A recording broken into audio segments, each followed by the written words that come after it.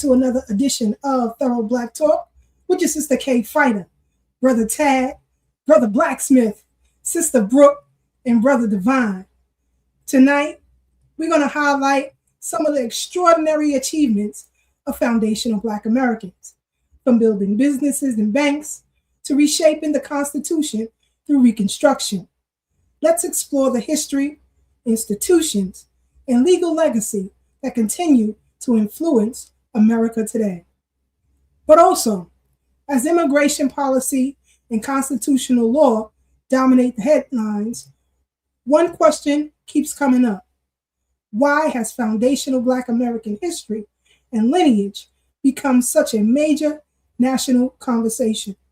Tonight, we're going to break it all down. So make sure you tell somebody it's going down right here on the Brooklyn Bridge. Hope all of y'all are doing well. Hope you're doing well. Brother Tad, when you're ready, give me the thumbs up. The OG Wisdom Podcast, very own, and Tad Talks in the building up on the Brooklyn Bridge. What's happening, brother? What's happening? Peace, sis. Peace. How you feeling? Can you hear me clearly? Got you loud and clear. Loud and clear. No Brother doubt. Black, are you ready? Or you need a few more minutes? Let's give him a few more minutes. But how's your week going so far, Brother Tad? Oh man, it's going good. It's going good. You know, life is good unless the judge give it to you. Other than that, I can't complain, sis. You know, just going with the ebb and flow of life. You know, the highs and lows. I lost one of my homies Saturday. Rest in peace to my dude Nut. You know, yeah, I got shot in the back in like 1991. He was paralyzed in the wheelchair. You know, when people come ambulatory, comes with all types of illnesses, you know, things like that. And it was crazy, right, sis? Because I spoke to him Thursday and he could barely talk, but he still had jokes. And I was like, it's my dude, you know, because we all leaving someday, but it's how we going out. And he's always been brave when we was outside, and, you know, he was accepting his fate. And I was just glad I got to laugh and joke with him one more time, you know, before he made that trip to the other side, you know. So, you know, it's a trip we all gonna take. There's no way out. Word. It's Nobody no way got out. this thing alive. No, sir. Again, my condolences to you Thank you, and sis. his family as well. Yeah. You know, when I leave this planet to the next plane, I want to go out doing what I do best. And that's just being me. That's You right. know, no other way to do it, no other way to do it. You know, I always say, when you transition and they have services for you and you're presented with a program or the obituary, you have the date they were born and the date they left this world. But the most important thing on the cover of that obituary is that dash. That dash represents who you are. And so when you have people who come to your services and they speak on your behalf, those are your allies to the next plane. So you got to make sure that some people have some great things to say about you. That's a fact. And that's why we do the dopeness that we do over here, you know. Encourage people to add value to your life, you know. Shout out to everybody in the chat. Because all we here to do is encourage and inspire before we get up out of here. You know, when our time come and we move on to the next level, greeted by our parents and our family members and aunties and uncles and grandparents, I want to hear job well done, son. Job well done. You know, because I think we all have been a point somewhere in our life where we didn't see no way out and somehow we made it out. And, you know, we excelled, we flourished, you know. So second chances that I've gotten in life, I don't take for granted. You know what I mean? My story could have been over a long time ago, but I know what I'm here for, and I'm doing what I came to do before I get up out of here. You know, again, that's encourage and inspire folks, man. Whether you like me or hate me is a little consequence to me. As long as you can get something out of what I'm putting down. That's it. Real facts. Real facts. And shout out to Doggy Diamonds TV too. Yeah. Oh man, I'm picking up some stuff right now. Ooh. Uh-oh. Uh-oh. We get ready to put on our Prince jeans and show our ass. Uh-oh. I'll make sure I'm tuned in. Make sure I'm tuned in and connected. Prince had them jeans with the with the hole in. Show our ass, man. Prince was showing his ass. Yeah. Heavy. Yeah, we gonna show our ass. You know, we was talking earlier.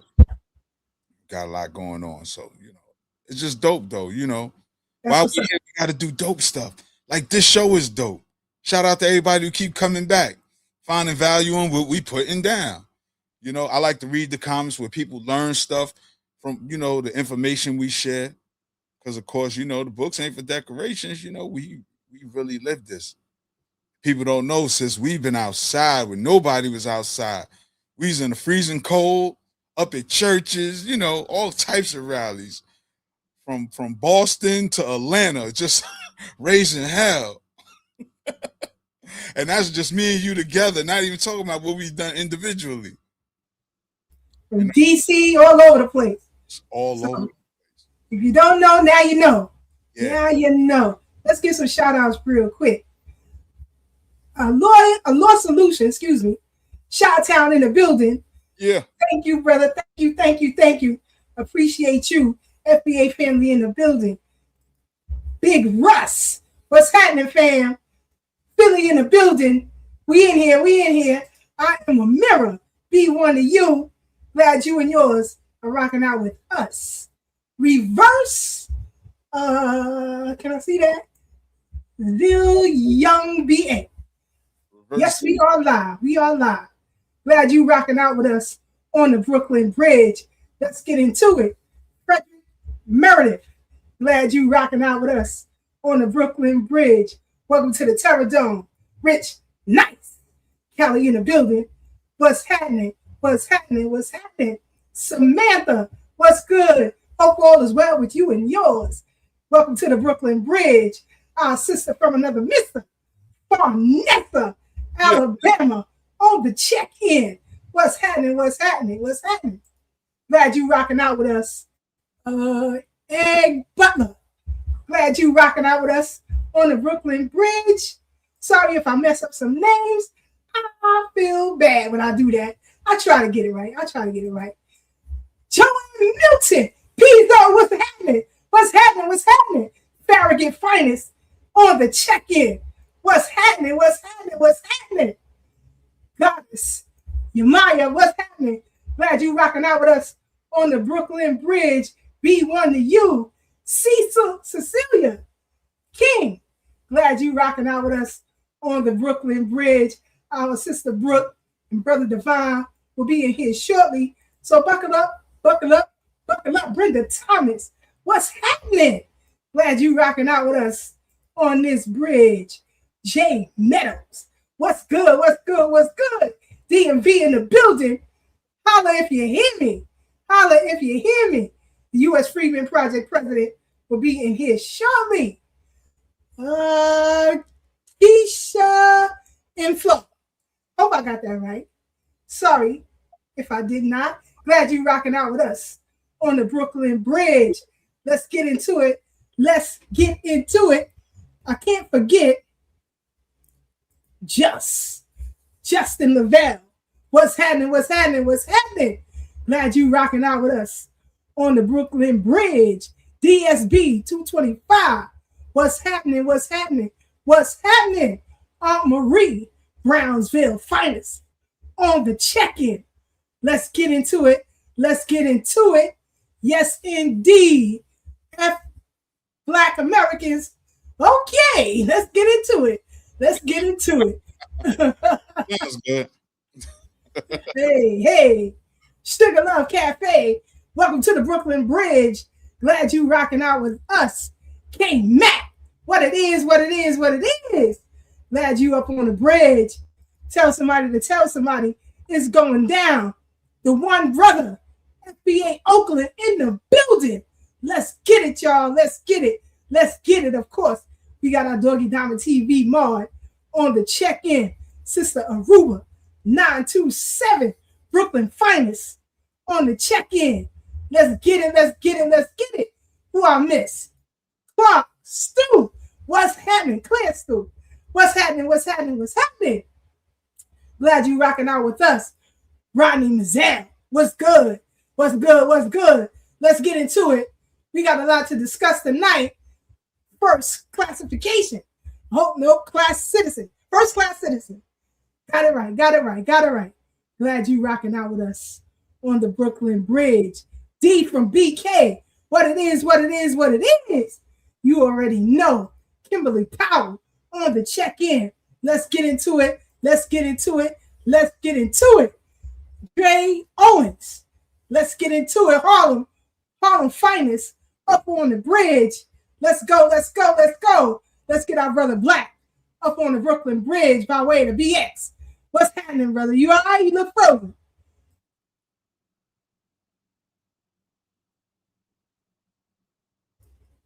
And you got to unmute yourself.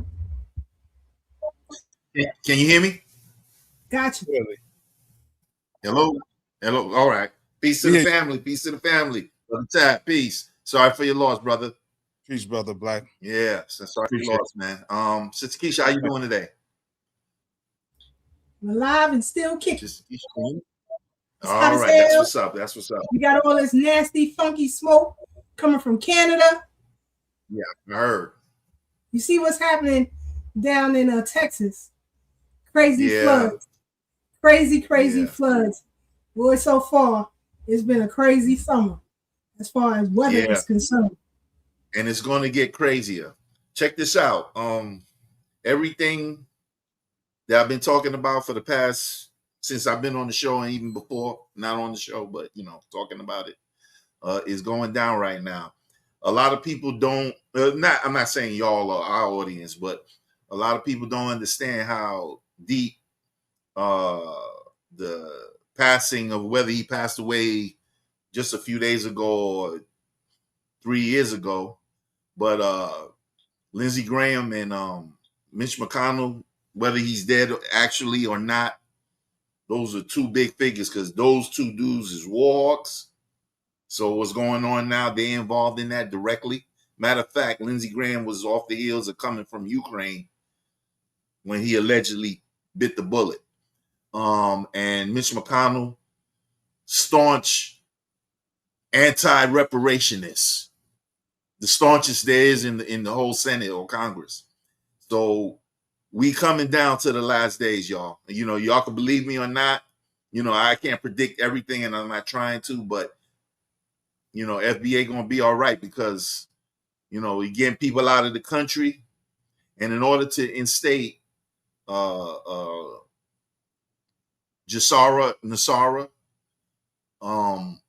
people got to go home because everybody got to get their money where they from. You know what I'm saying? So, we coming down the pipe. So, the people could believe what they wanna.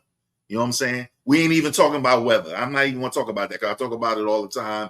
And as y'all see, there's earthquakes everywhere every day. You only hear about the big ones when people die, like the ones in Venezuela 2 and 3 weeks ago. But I'm up on all of that, and there's earthquakes in Hawaii. Mount Kilauea erupted a few days ago, and even though it didn't kill nobody, it was a major eruption. So keep your head on the swivel and keep watching what's going on, because just because you ain't hearing about it, don't mean it ain't happening. Now, as far as Noah Wells is concerned, which is next door to Texas and Mississippi, with that happening, I'm reading that as a psyop now, because once you involve Crump and Sharpton at this stage of the game, with them being exposed after Mike Brown got bodied in St. Louis or Ferguson, I'm reading that as a psyop to distract us. So that's how I'm reading. I'm not telling y'all I'm right. I'm reading it as that because they make a lot of these psyops messy so that you get caught up in it and then they eat the loosh off of you. So don't, unless you know them personally or you from Mississippi or, you involved in that directly, don't give all your energy to that. I'm not saying don't pay attention to it because we have to, because it's FBA matters and so on and so forth. But people got to know that some of these things are situated in our community for us to, focus on that while all the other stuff that I'm talking about and then some is happening. So with that said, that's just my brief little stint. I ain't going to talk too long. Peace to the family, peace to the panel, peace to the people out there. Sister Kiesha, back to you. All right. You got Brother Black's point of view. If you know, you know.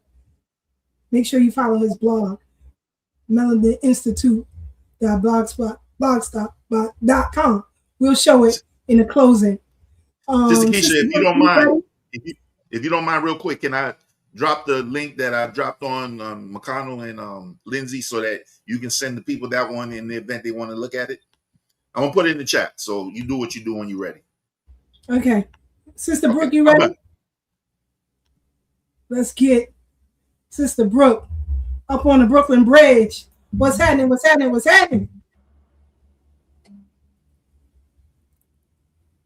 Hello, how are you? Breuck. Hey, Sister Breuck. What's going on? We had quite an eventful few days. Man, listen, yes, I have. I'm tired. I'll tell you like I need some sleep, but we right. We're gonna we do the work for the people and they show up for us.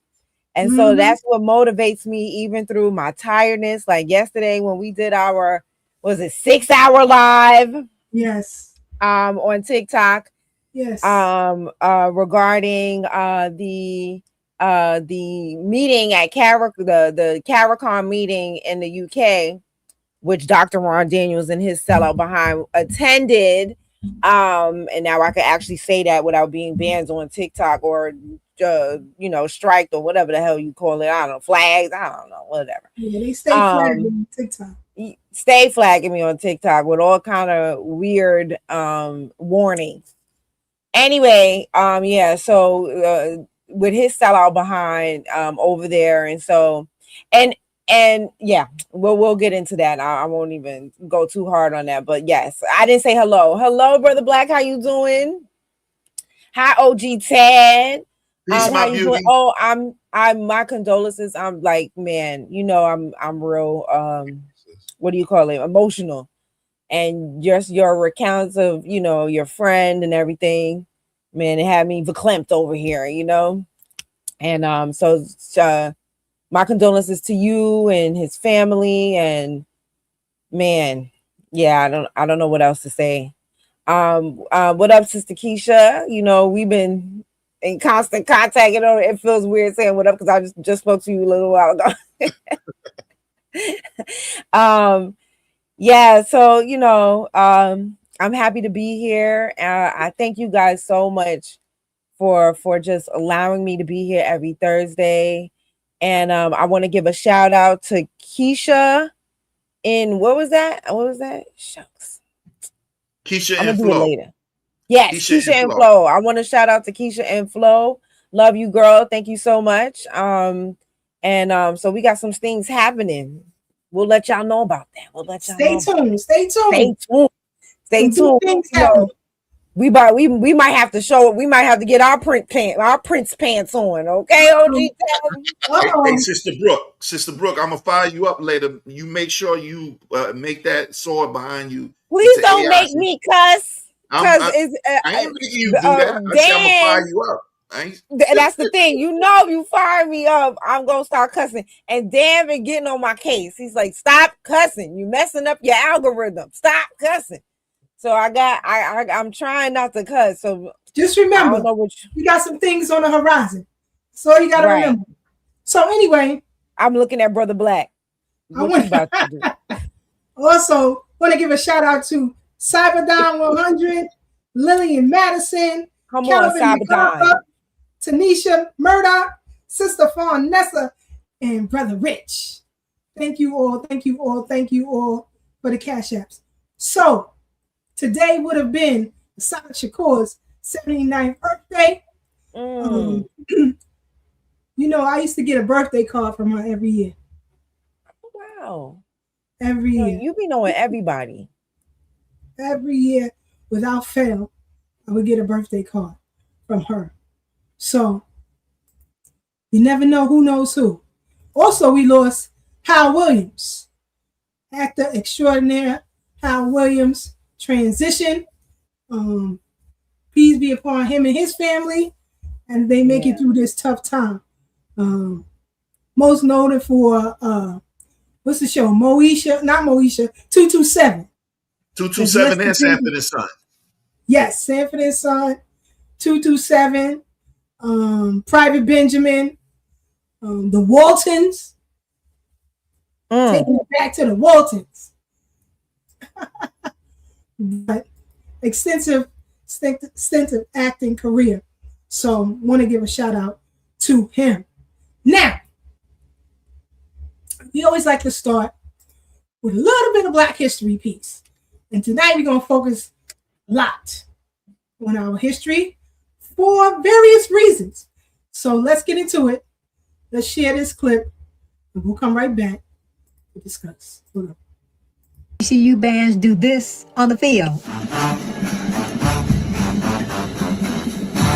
That right there is not just a band. That's a whole performance. But back in the day, the way most college bands march was boring because they stayed in straight lines and were stiff with no personality. Then HBCU bands like Florida A&M came along and flipped the script. They brought in jazz, then they introduced hip hop. They brought in dancing with some call and response with the crowd. Some of these bands got so good, people started buying tickets just to watch halftime. Not even for the football game, for the band. Let me show you what I'm talking about.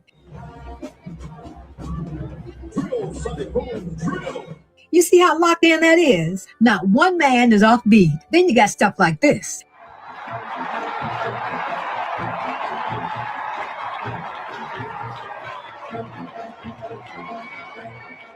They ain't just marching, they're dancing. A regular college marching band doesn't do that. But what if I told you all that swag you just saw didn't happen by accident? It all traces back to one Black man. You see, back in 1946, William P. Foster took over the Florida A&M marching band. And back then, halftime shows were real stiff. But William wasn't going to let his band go out looking stale. So he started building something better. He started cooking with some herbs and spices. He added high stepping and a little bit of synchronized choreography. And just like that, halftime turned into the main event. But it wasn't that easy. His band worked harder than most people work at their 9 to 5. By the way, his band was called the Marching 100, and it was a pretty good name because they spent hundreds of hours practicing every week, year after year. But it all paid off. They started winning championships, getting national recognition. They even performed at presidential inaugurations and Super Bowl. But here's what they don't put in the history books. William Foster didn't just build a great band, he built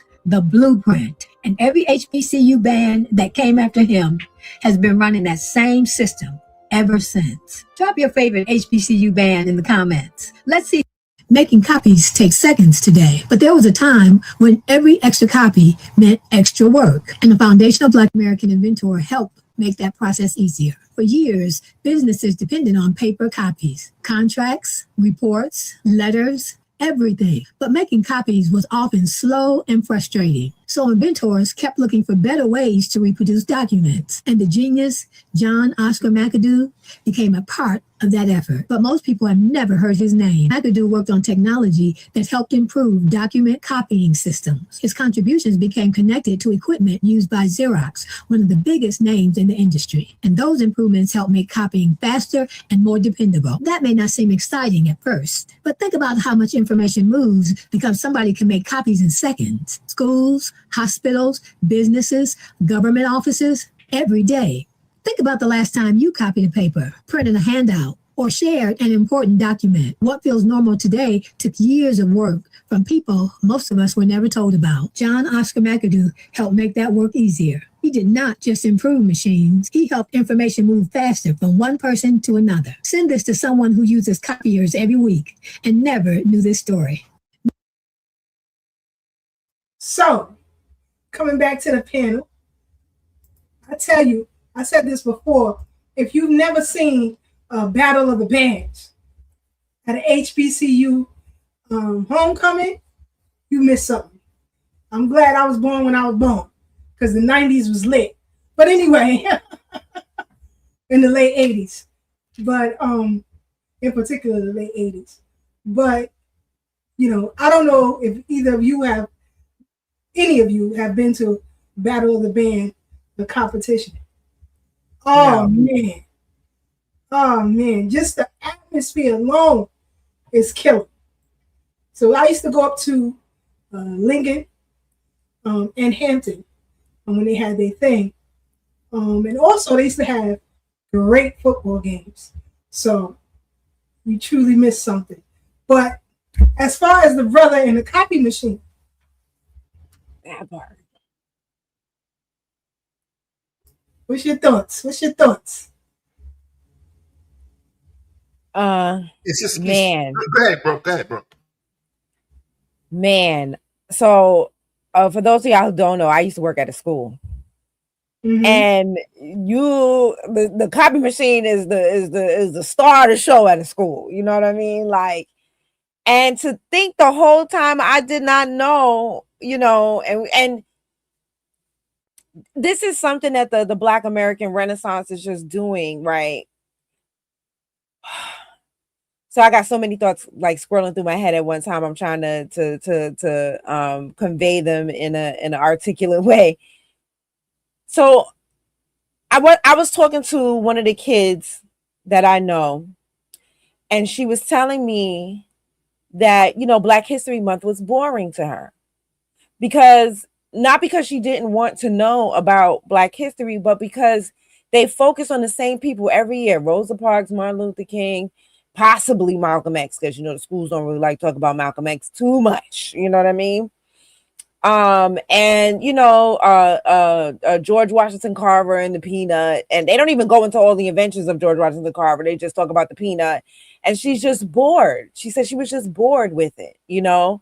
And so, like, I made it my mission to try to tell her of other things. Now, I ain't know this thing about the copy machine, but just think that there's a machine that is so integral,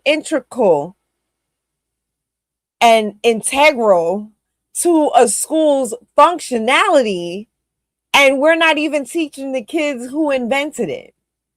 You know, that's something I definitely wish I knew while working at the school.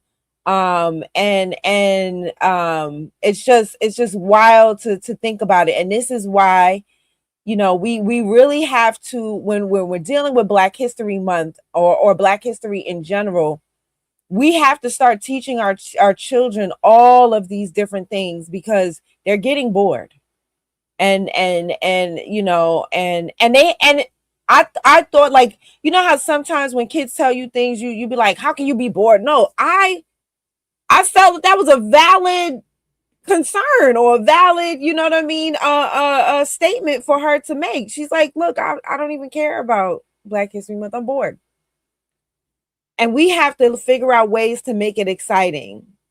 And, you know, things like the Super Soaker and, you know what I mean? So stuff that they, you know, the video games and the dude at Disney. The fact that nobody talks about the dude at Disney. His name is Sneed, I believe. I can't remember his name right now because you know me and these names.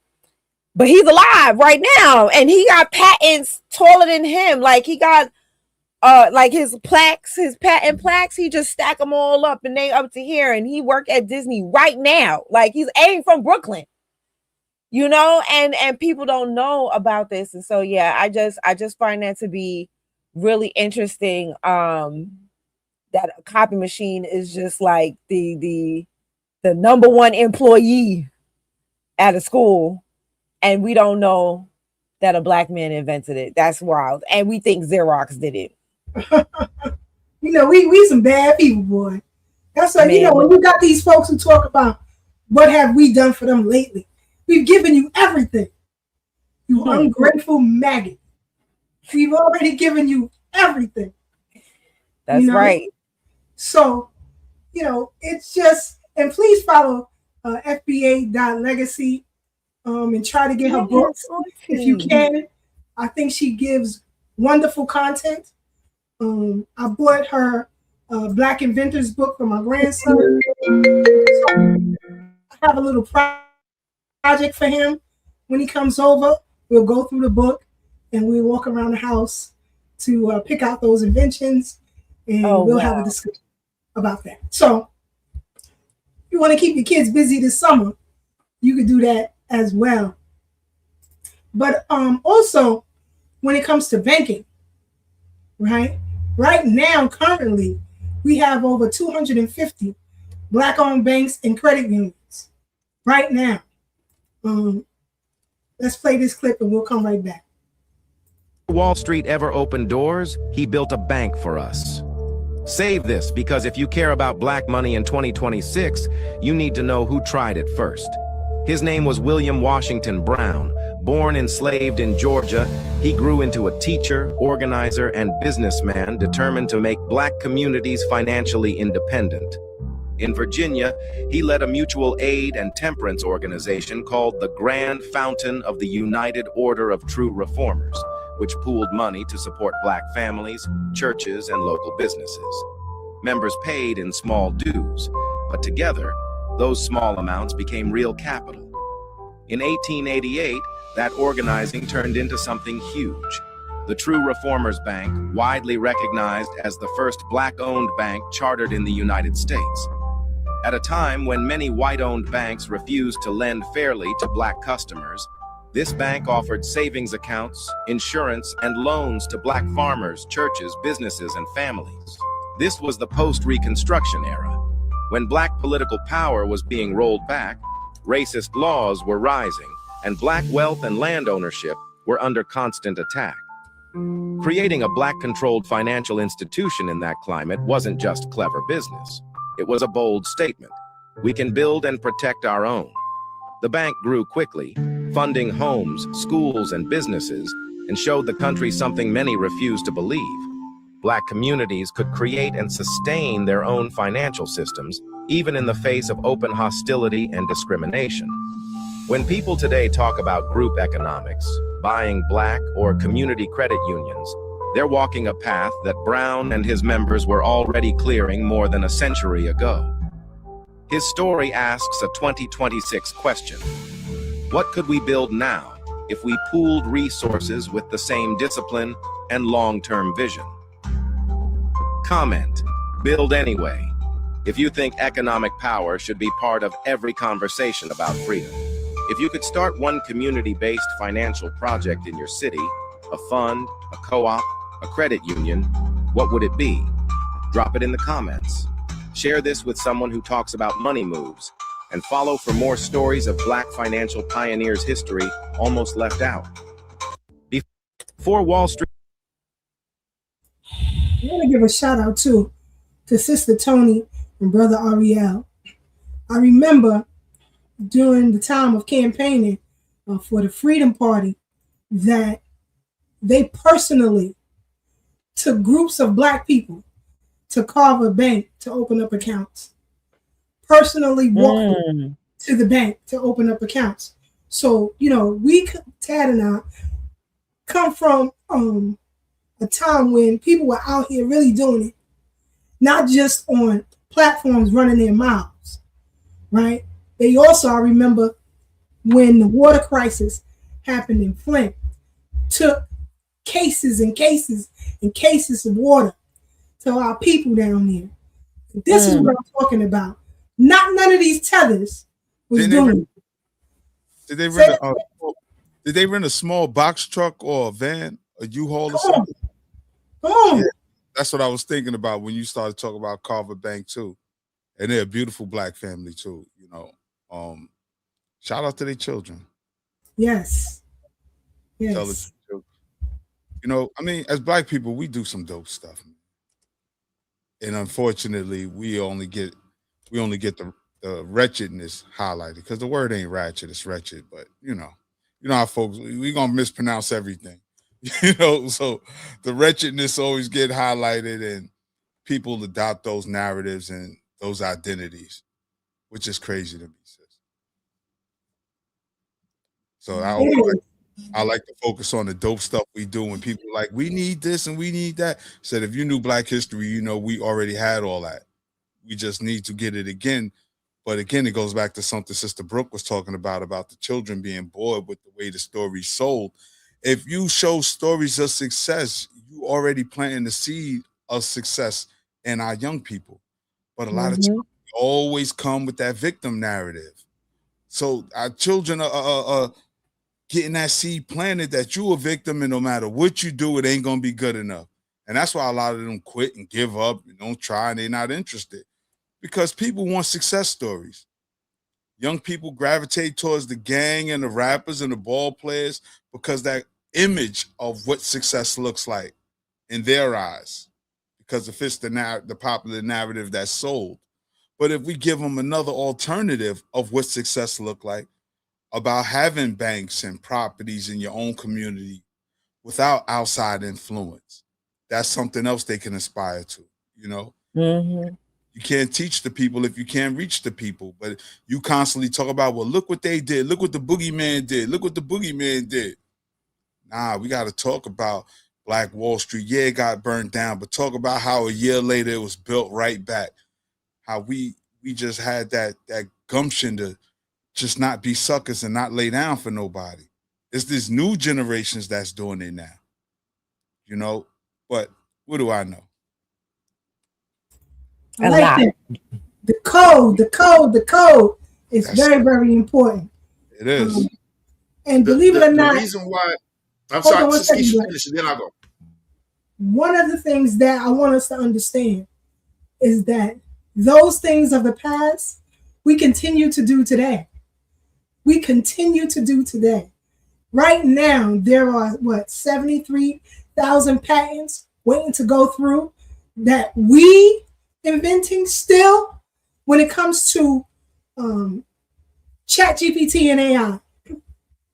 The next time you use ChatGPT, I want you to do this. Type in Chat Black GPT, and it's going to come up Chat Black GPT AI. It's a component that works with ChatGPT that was founded by a Black American sister out of Michigan. Erin Reddick is her name. I had the pleasure of meeting and chopping it up with her. We were at an event at Mother Gaston House in Brownsville. We were honored by a group that we had to check, actually, at that meeting in Crown Heights. But we were given an award. And so I spoke a little bit about our history. And she pulled me to the side. She said, can I just pluck your brain? Because this is what I'm working on. So I gave her some information, and she did exceptionally well. The platform is still growing. So the next time you use it, put in Chat Black GPT AI. It's going to come up, and you'll see the same component that you're used to looking at with that platform. But it is her component that gives you the best information about our people. Go ahead, Brother Black. The reason why FBA don't get the credit y'all should get, is because of the media. That is the number one tool used to denigrate. Remember, I don't know how it is now because I'm not there anymore, but when you used to watch the news at 11, the first 10 minutes is who got killed, who got murdered. 90% of the time was in the hood, East New York, South Bronx, Harlem, whatever. And then the second 10 minutes is usually about sports and the weather. And then the last 5 minutes might be about some feel-good stories to send you home. So it's the media for the most part, because when King and Malcolm came up in the 50s and 60s, what they were doing was so revolutionary in the era of media that they had to report it. Now they don't report anything we do good, and it's still, the news is the same with the 10, 10, and 5 segment. So that's how I see that. That's why we got our own platforms now. That's right. That's right. And more people are watching us than they are mainstream media. In fact, mainstream media looks to us for the narrative. We have totally. And they starting to change their tune. Look, ask Roland Martin. And bald ass Joy Reid. Yep. What did Dan say, Breuck? Oh man. Oh, He's telling. I am telling. Does ass count? Hold on. Because Sister Breuck platform is growing, and we need it to continue to grow. Because I told you, We are the new voices. And as far as New York is concerned, who you see on this platform, along with Doggy Diamonds, media, we are taking over the game, whether you like it or not. It's up for everybody. It's up for everybody. So it's very important that we encourage her to do what she needs to do so that platform can grow. Brother Black, I'm going to need you to understand how to use social media language, because we don't just stream on YouTube. We're on TikTok, we're on X, and different platforms. And our lives can get flagged when you use certain words. So it will also help you to push what you got going on. You're getting stuck because y'all refuse to listen. You have to be savvy with the language. So I'm just telling you that. You got to be savvy with the language so that you can grow as well. Don't stifle yourself. Don't be afraid.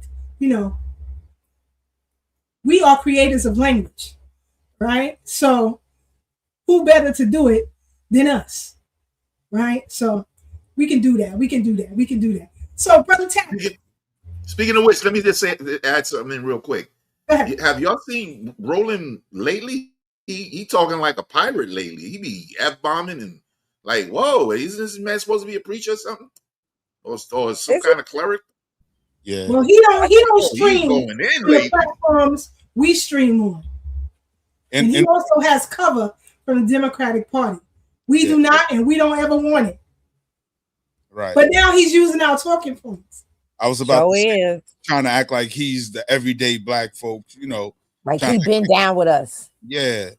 Like he ain't been helping us out. Side and come on, my dude. Come on, my dude. We been knew he was a fraud. Forever. And he just a fat fraud. Yeah. And he's not humble. He's just so arrogant. Just arrogance needs to be his middle name, but later for that, dude. Yes. Yes, indeed. So, you know, let him be arrogant.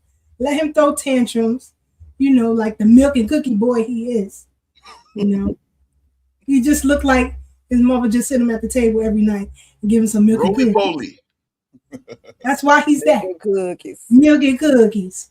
So you know, I'm like oh God. Also make a cookies. Also make a cookies.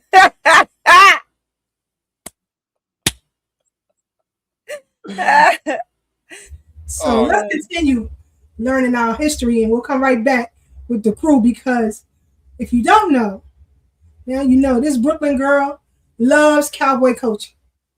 I love a black horseman. I love it. And this ain't nothing new. You know me, you know. Popular. Thank you. Popular. Thank you, Brother Tad. I remember me and Ashay had it out on here. Yeah. Ain't nobody gonna be listening to that. You got it wrong, partner. You got it wrong. So Kiesha telling us about the black country singers.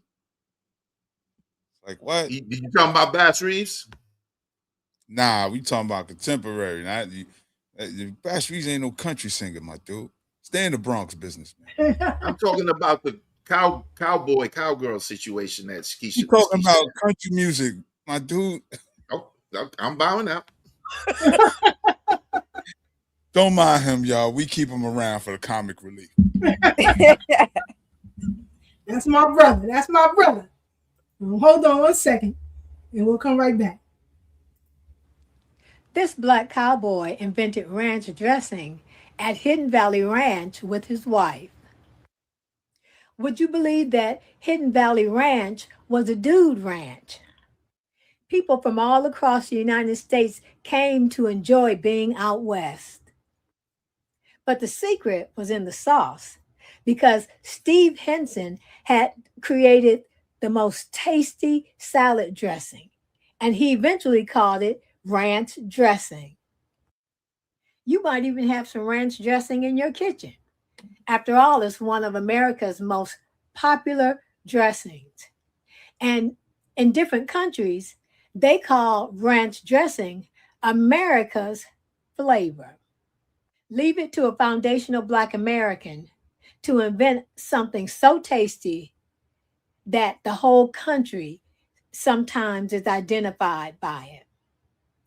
Like and share this video with someone you love. Now, I don't know if y'all saw the Europeans who recently came over for the World Cup. Is that what In it called? Atlanta? Because I don't know nothing about that. But you saw them tasting the food.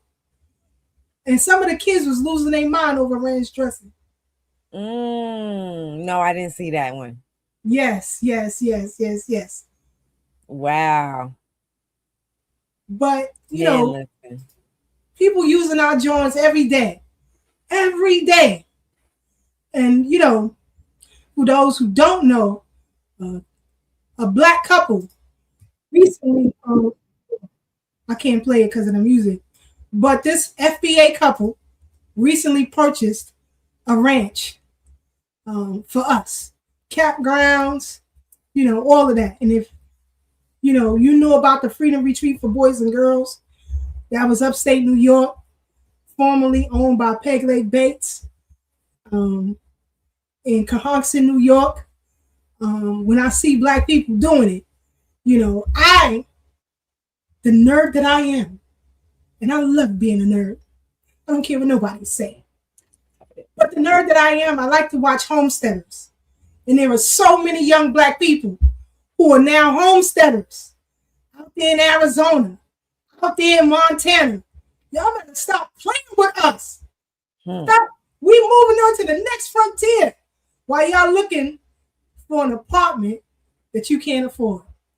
They out there building compounds. Compounds. If you don't know, now you know. Going back to the panel, anything y'all got to say about, you know, just that and black cowboy culture, if you do know? Well, I don't know that much about black cowboy culture. I mean, it's like me personally. I've met the guys that have the horses over there, and on like, was it Guy R. Brewer, I believe. I've seen them in the park, you know what I'm saying, and spoken to them, and I need to go back over there. They have a I think it's a cowboy museum in Queens as well. I haven't visited that, but I definitely want to go. And so I've seen that, but when it comes to the homesteaders, now I'm into that too. And I got a shout out for my favorite homesteading family in North Carolina, and I want to give them a shout out. The Wilkins family. Stan Wilkins, Stan Wilkins Sr., Reggie Wilkins, oh man, what's the oh Dominique? man, I don't know Dominique. There's a Dominique. There's not the women don't usually have the YouTube channels. It's the men that have the YouTube channels. You see them like because they do a lot of like when they have family barbecues, they'll go live and everything like that.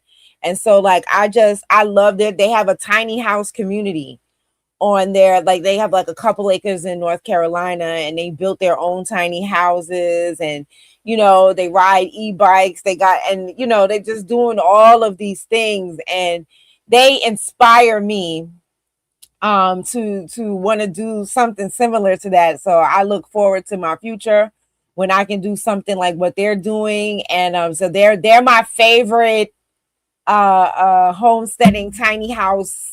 I really love tiny house. I love that. It comes from living in small apartments in New York. You got to figure out how you're going to fit everything in there. You know what I mean? And so I'm a huge tiny house fan. So to see black people and foundational black Americans in that tiny house space that I have been watching for years, I just love it. So yeah, y'all check out the Wilkins family, Stan Wilkins, and then you'll just go down the rabbit hole of the uncles and the cousins and the brothers. North And Carolina, are they, Sister Brooke? I don't know. And even if I did, I don't think I would tell it because I don't think they want to tell it. You know what I mean? Like they don't want you showing up on you know what I'm saying, on their property. You don't want to, you know, dox them or whatever. They will pew you. They Right. But you know, yeah, so I don't know exactly where they are in North Carolina, but they in North Carolina. And then, you know, they got their own land out there, and it's just it's beautiful. It's beautiful to see all the things they're doing, all the hard work they're putting into the land, and learning how to do things that, a lot of the skills that were lost. And I believe, it was purposely lost to us. Yes, this is Stan. So he was this. I know this episode. This episode, he was helping his cousin. His cousin was about to start his tiny house. So they buy these sheds, like bare bones sheds, and then build everything out. It's so interesting, how they're doing it. So yeah, I already know this episode, but that is Stan Wilkins. Yeah, I should put they channels, because they definitely shout me out and stuff like that. And I've been following them for years now. It's almost been like 3 years I've been following them. And so yeah, I that is Stan right there. And he's such a sweetheart. Like I just love them. Like even my mom's watching. Like I got my mom watching. She'd be like, "Did you see the new episode?" I'll be like, "Yes, mommy, I saw it." So yeah, y'all check them out. They are amazing. I love them, and help their channels grow. And they getting sponsorship deals. I love seeing it. I love it. Okay, let me stop, gushing about the Wilkins family. Also, there's a family out in Arizona that I follow too. Well, 2 families out of Arizona that I follow. They be doing the thing, boy. That's right up my alley. I like that kind of stuff. So when you can, check it out. But continuing with Black cowboy culture, this is one of my favorites. TK McNair. He's a champion. He don't play. Okay. But the amount of money that these brothers be making. Because you talk about endorsement deals and sponsorships. Yeah. It's a young sister, a couple of young sisters I watch too, who be killing it at the rodeo. Killing it. So let me play this and we'll come right back. Hold on.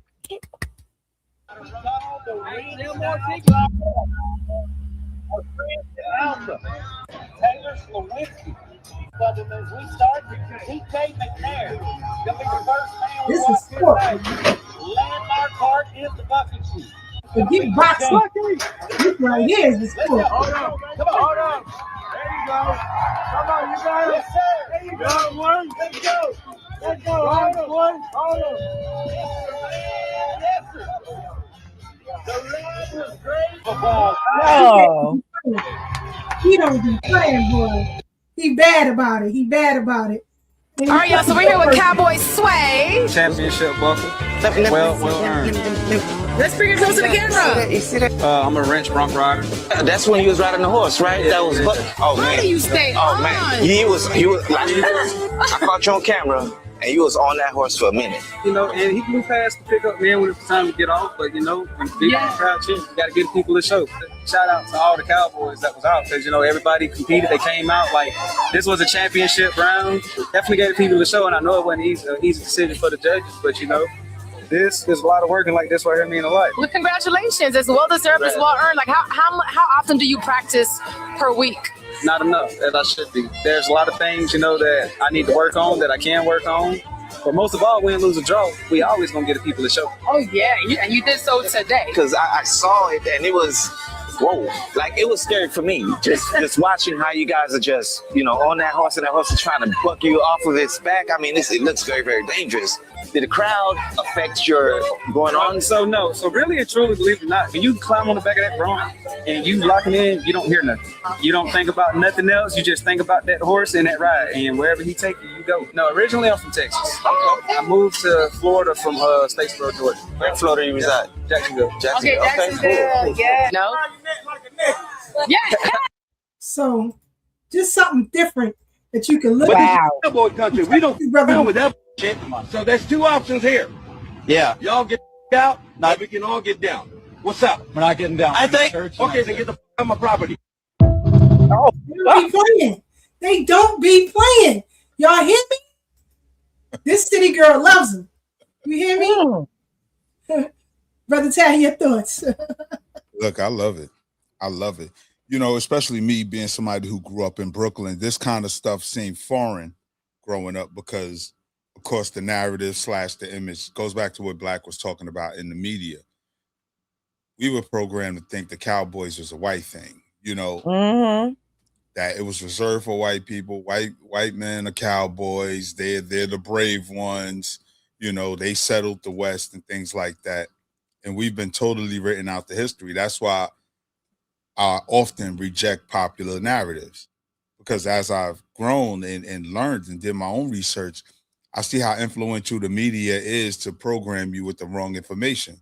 So, coming from the hood in Brooklyn, we reject everything that's ours, country music, the whole cowboy culture, when it's actually ours. But because it was packaged and sold as belonging to somebody else, we denounce it and we reject it. But I love it because it just speaks to the multi-layers of who we are as a people over here and all the dope stuff we've done. So yeah, I love it. I love it. I love learning about it. Like I said, that's just the Kiesha thing. She been on that tip. And it only got popular when Beyonce, came out with her cowboy card. And then, everybody want to get their cowboy hats and boots on, And because I was familiar with the Black Cowboys, but that was as a teenager, and I thought that was an anomaly. I didn't know that was a real thing. Like that was our thing, Hey, Brother Tad, did you used to go to the Black Rodeo when he used to come to Harlem every year in the summertime? Never, ever. There could be a rodeo that used to come to Harlem? Let me say, not yet. Every year, every summer. Still? I don't know if they still do it. I haven't been in New York in a minute. I was about to say, I've never heard of that. I mean, I'm not a Harlem girly, but... Yeah, on 145th Street and Lenox, right by the bridge that take you into the Bronx. I need to look that up, see if that's still going on. Yeah. What, right out? Anyway, I gotta work nights anyway. I'm sitting here talking like if it's in town for a few, if they still doing when they was doing it back in the day, it used to stay about a month. No, maybe not a month, but at least 2 weeks. And where would they hold? When you get a chance. Well, hold on. New York has its own cowboy team, the Mavericks, and they ain't nothing to play with. So, you can check them out when they come to town. And it's normally upstate. So you can take a nice ride upstate and check out the rodeo because, like Tad said, this is our culture. And we've been conditioned to stay away from it, because as he said, they package it up differently to turn us off from it. But that's how thieves are, right? They will steal it from you and go around the corner and sell it back to you. For real. And I can't say that I wasn't aware because my mother is a lover of cowboy culture. You know what I mean? That's the type of stuff she grew up in. I got family in Texas, you know what I'm saying? My uncle who, passed recently, man, we used to call him, Uncle Texas, because every time he saw him, he had on the hat and the boots and the buckle. And so, it's been in my family. So I was aware of it. Now I didn't know, about like the how much money they was making doing that. You know what I mean? And competitions and things like that. So I'm really excited to see that. I would love to be able to take my mom to something like that one day. If she could, stand being out that long. But yeah, I would love to take her to. So I think I would just see her like the kid in her again. And so yeah, I would, because of my mother, I am aware because that's her love right there. Motorcycle culture, Black motorcycle culture, and Black cowboys. That's it. That's her thing right there. Right? You don't tell my mother nothing when the Black, Harley Davidson riders, you know what I'm saying, and all the leather and all of that, and you're sitting way, way, way back because that's what I got to hear her say. That's her jam.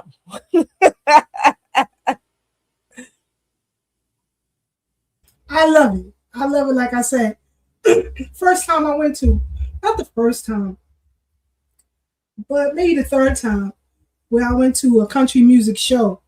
It was in Nashville, and I was with two of my two sisters.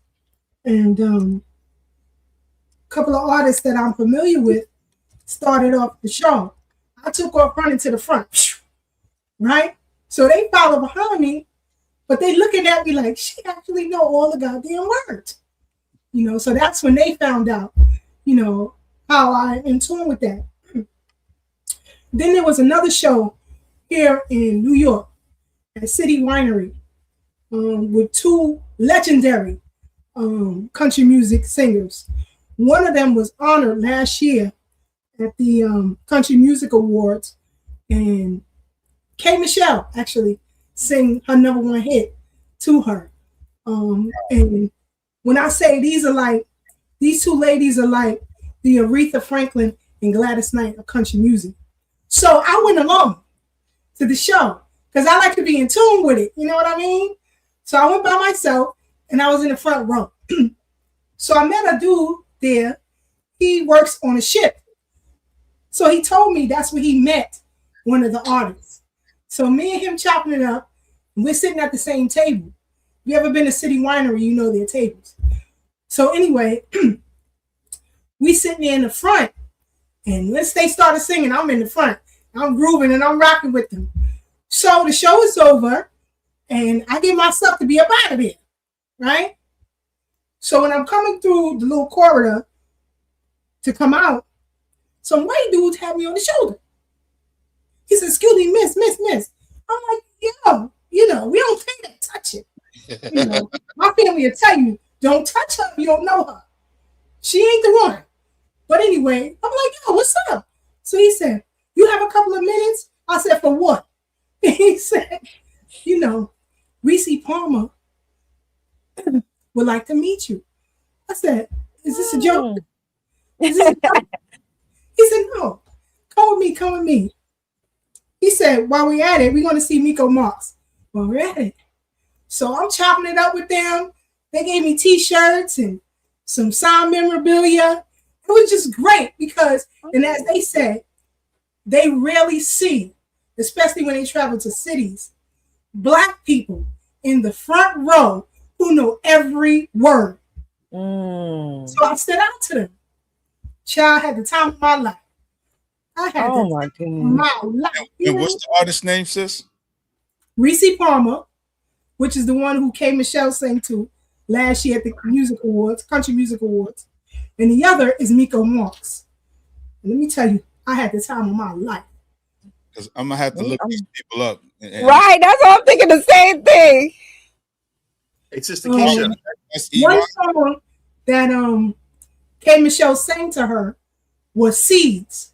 And if you listen to the words of Seeds, it'll tug at your heart. It's about us being the seeds, the foundation of this country, and how great we are.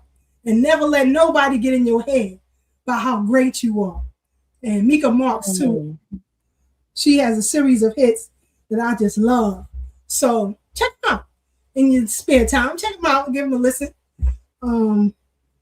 Another of my contemporary country music artists is Willie Jones. Willie Jones and, Blanco Brown. Blanco Brown had a #1 hit with T.I.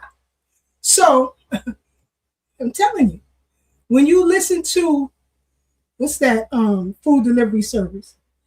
Instacart, right? Instacart has a commercial. And the music in their commercial belongs to Blanco Brown.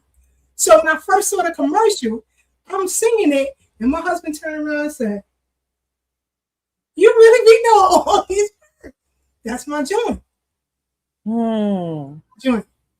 I think the song with Blanco Brown and T.I. is called Trap Bumpin'. Trap Bumpin'. And tell me if you don't like it. But anyway, moving on.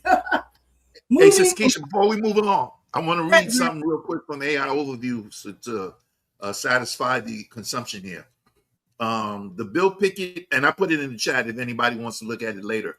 The Bill Pickett Invitational Rodeo, America's longest run Black touring rodeo, brings the greatest show on dirt to the New York City area at the UBS Arena near Sister Breuck in Elmont, which is right on the other side of the Queens border with Long Island, on Saturday, October 17th, 2026. 1, 2, 3, 4 to see what it's like to compete in the Bronx area events and learn more about Black cowboy culture. And it goes on and on and on and on. If you want me to put You the said whole link in, I October? will. Yeah. The 17th, sweetie, at the Okay, UBS Arena okay. in Elmont, New York. Okay. Yes, ma'am. Absolutely. Absolutely. You know, I had planned to take my grandson, but I got to order his boots first, you know, because I took him to horse riding, you know, to meet the Black cowboys and all of that. So he loved it. He loved what his nana loved. He loved what his nana loved. So getting him connected to that history, you know, because I always tell him, you know, Nana going to be going down south soon. So you got to be prepared for what you get down there and you want to, you know, deal with. But definitely the Bill Pickett Rodeo, the trail rides is off the chain. You know, if you ain't never been to a trail ride, I can't wait to do all these things. I can't wait to do all these things. And you talk about people feeding you, coming up to you, feeding you and all of that. You don't got to worry about nothing. You don't got to worry about nothing. So get into it. You know, learn about one little story. Different hats. This is a cattleman's hat. There are different types and of people hats. been talking about your hat in the chat. Cattleman's hat. I got it from a Black-owned company out of Louisiana. And the name of the company is FMP Accessories. But go ahead, Sister Brooke. So I went to a private school, a church private school, when I was in elementary school, and so I've actually ridden a horse. Like I'm like a Brooklynite who's actually I back in the day I was quite familiar with them because if you made the honor roll, you got to go horseback riding, and I always made the honor roll. So I got to go horseback riding, and I believe I'm sure that's but I believe it's the Black Cowboys in Queens. Because where the hell else was we going? We didn't go far. Where the hell else was we going to ride horses? So like and that is the benefits of going to, you know, it's a foundational Black at that time. At that time, now we had a lot of Caribbean teachers.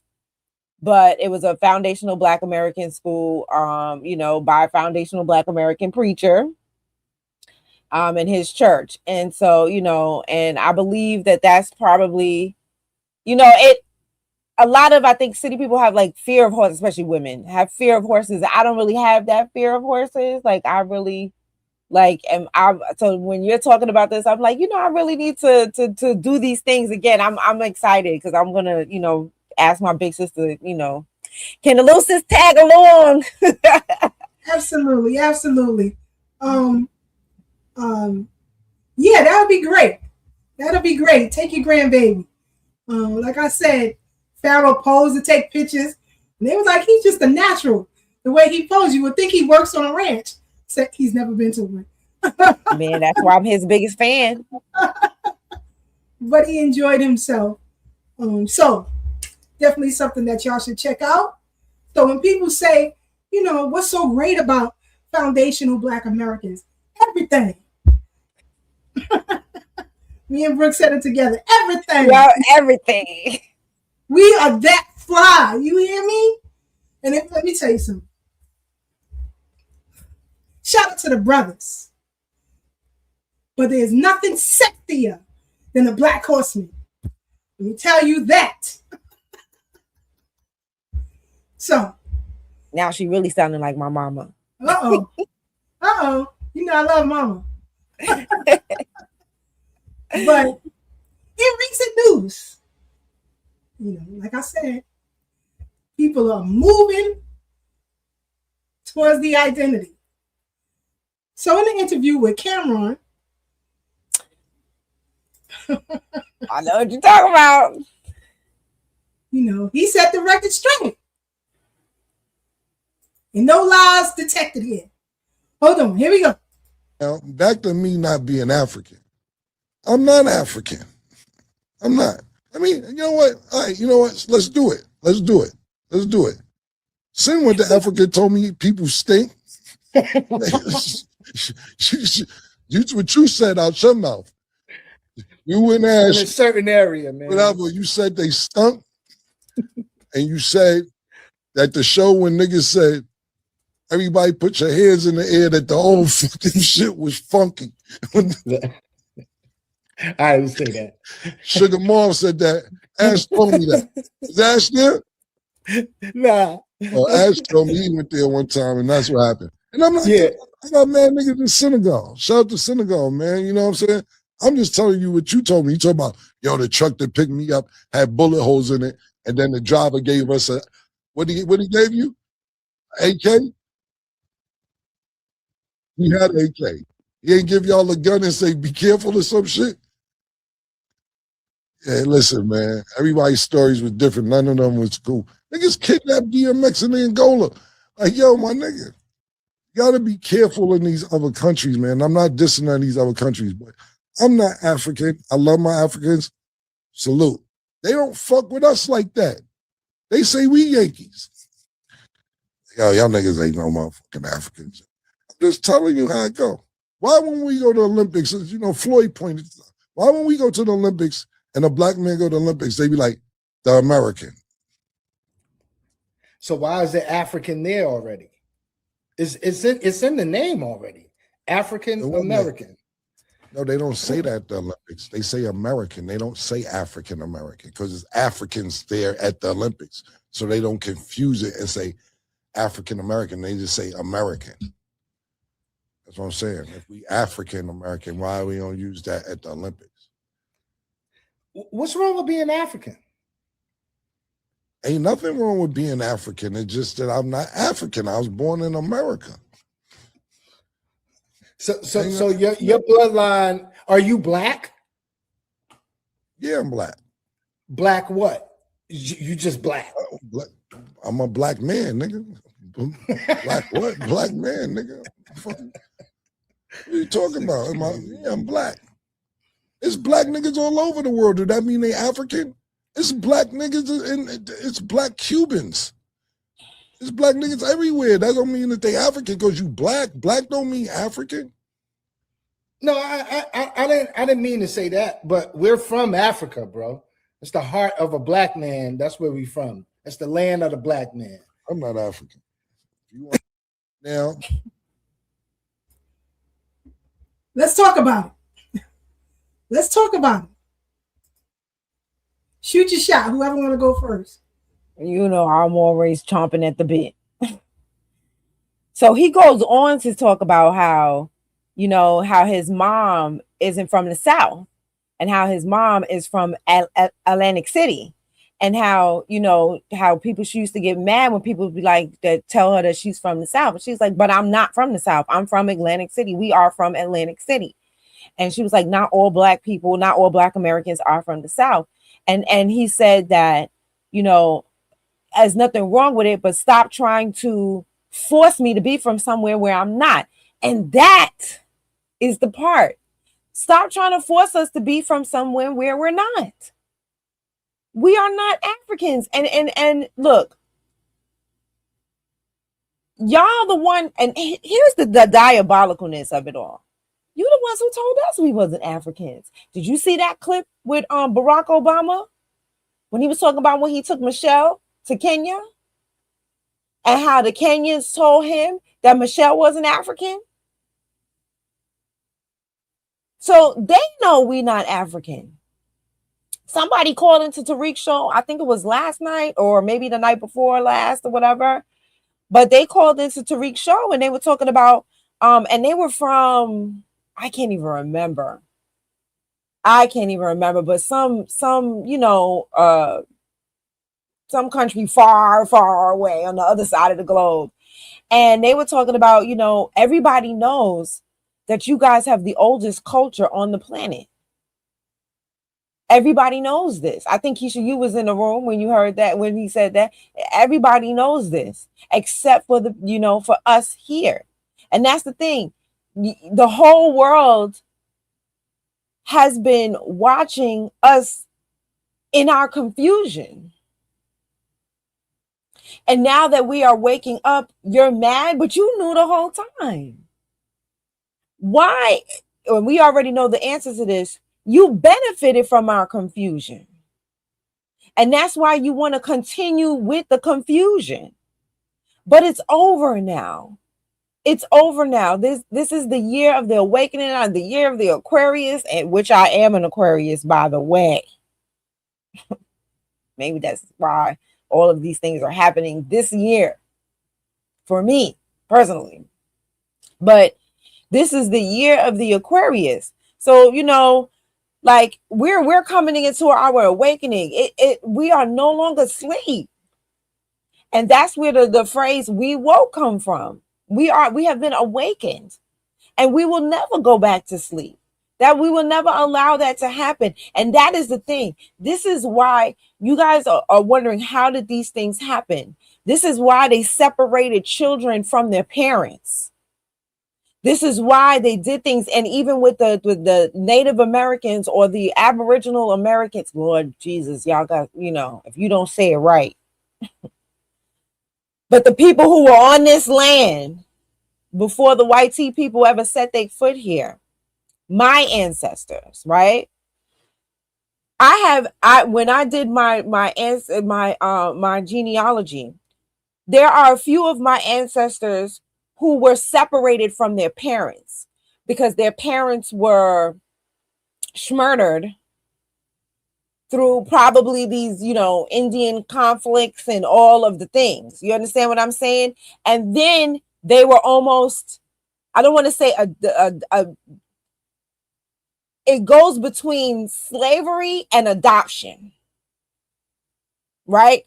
Because they bring these kids into their homes, right? So then this is how you lose the continuity of the history. If you have children being raised by people who are not their parents, and they're teaching them whatever they want, and this is why they did, so this is how we lost a lot of our history. But we're discovering it now. We're digging. We're finding the trails that they left for us, the breadcrumbs that they left for us, and we will never be asleep again. That's not going to happen. And if you lose, so we should stay asleep so you could gain financially.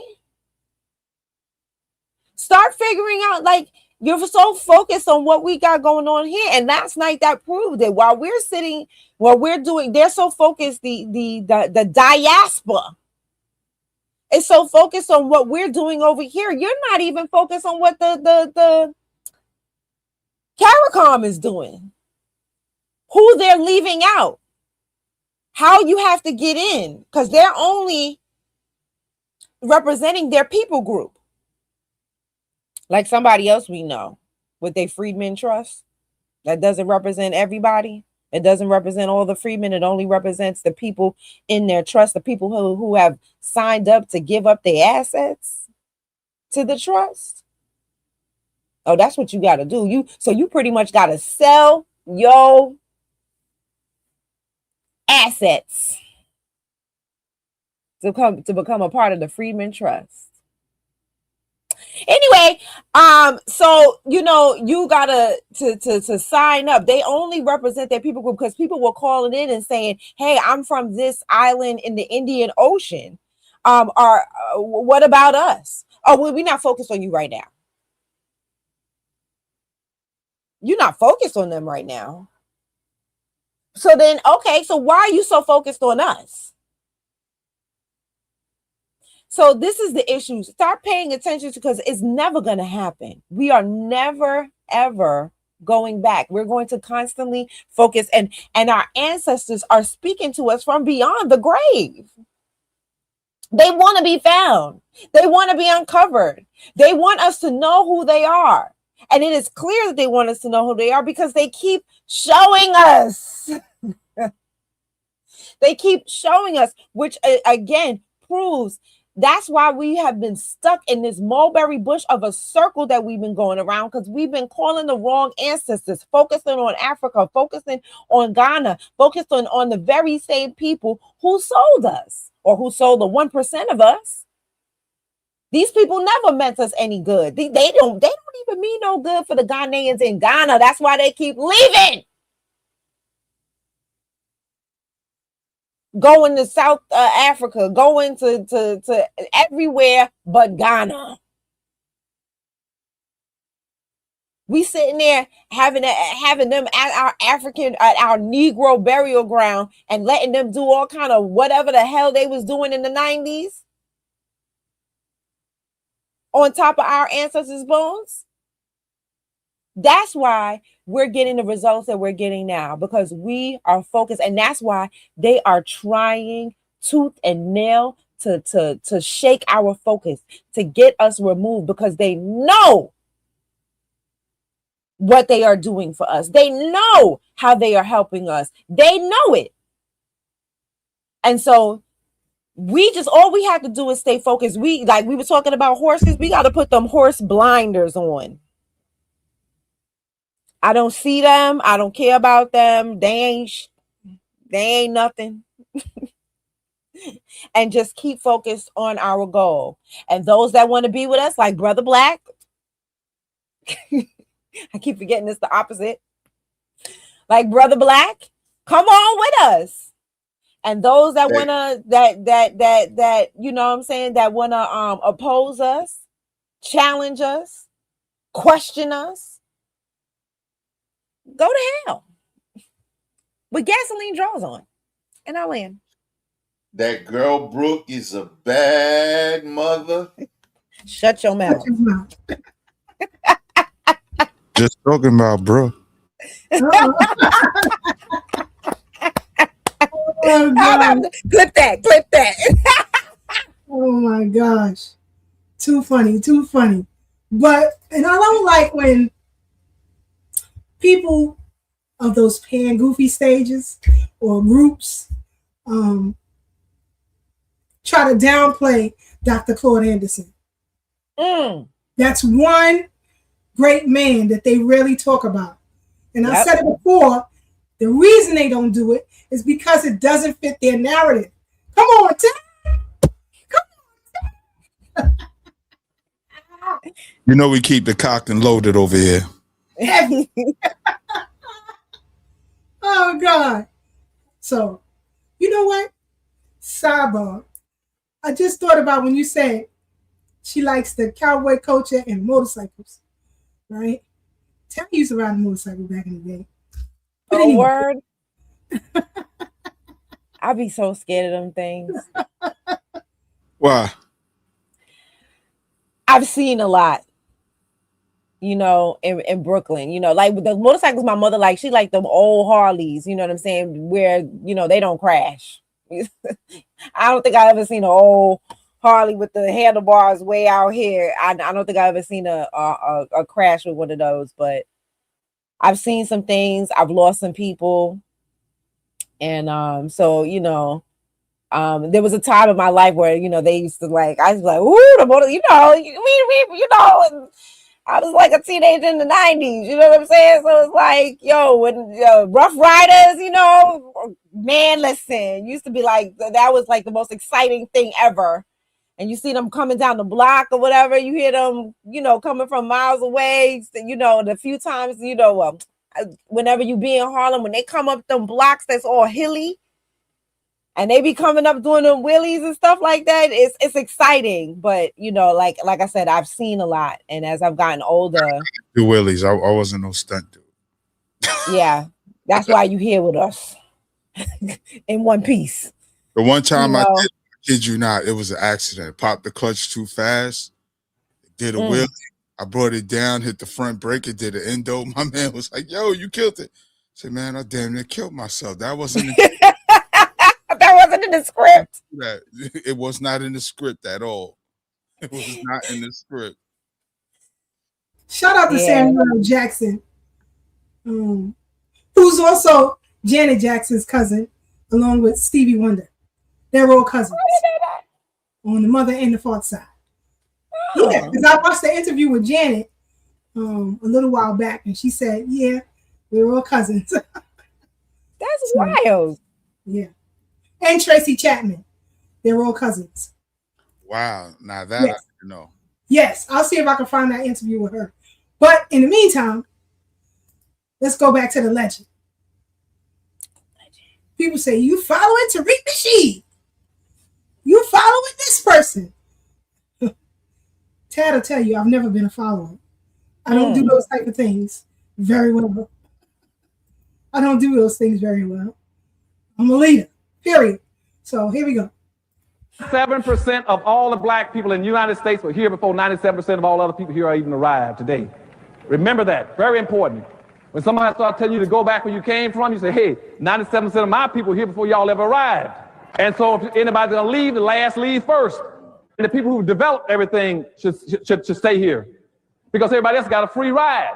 So let me tell you what happened between 1710 and 1712 and the Civil War. Let me show you what blacks did in terms of accumulating the wealth. Nobody else accumulated the wealth. The wealth was in black slaves. They keep flipping things over, tricking my people, for making you believe that somebody worked hard and that they got their money from land. They did not get their money from land. Land had no value. Land had absolutely no value. You could get all the free land you wanted in America.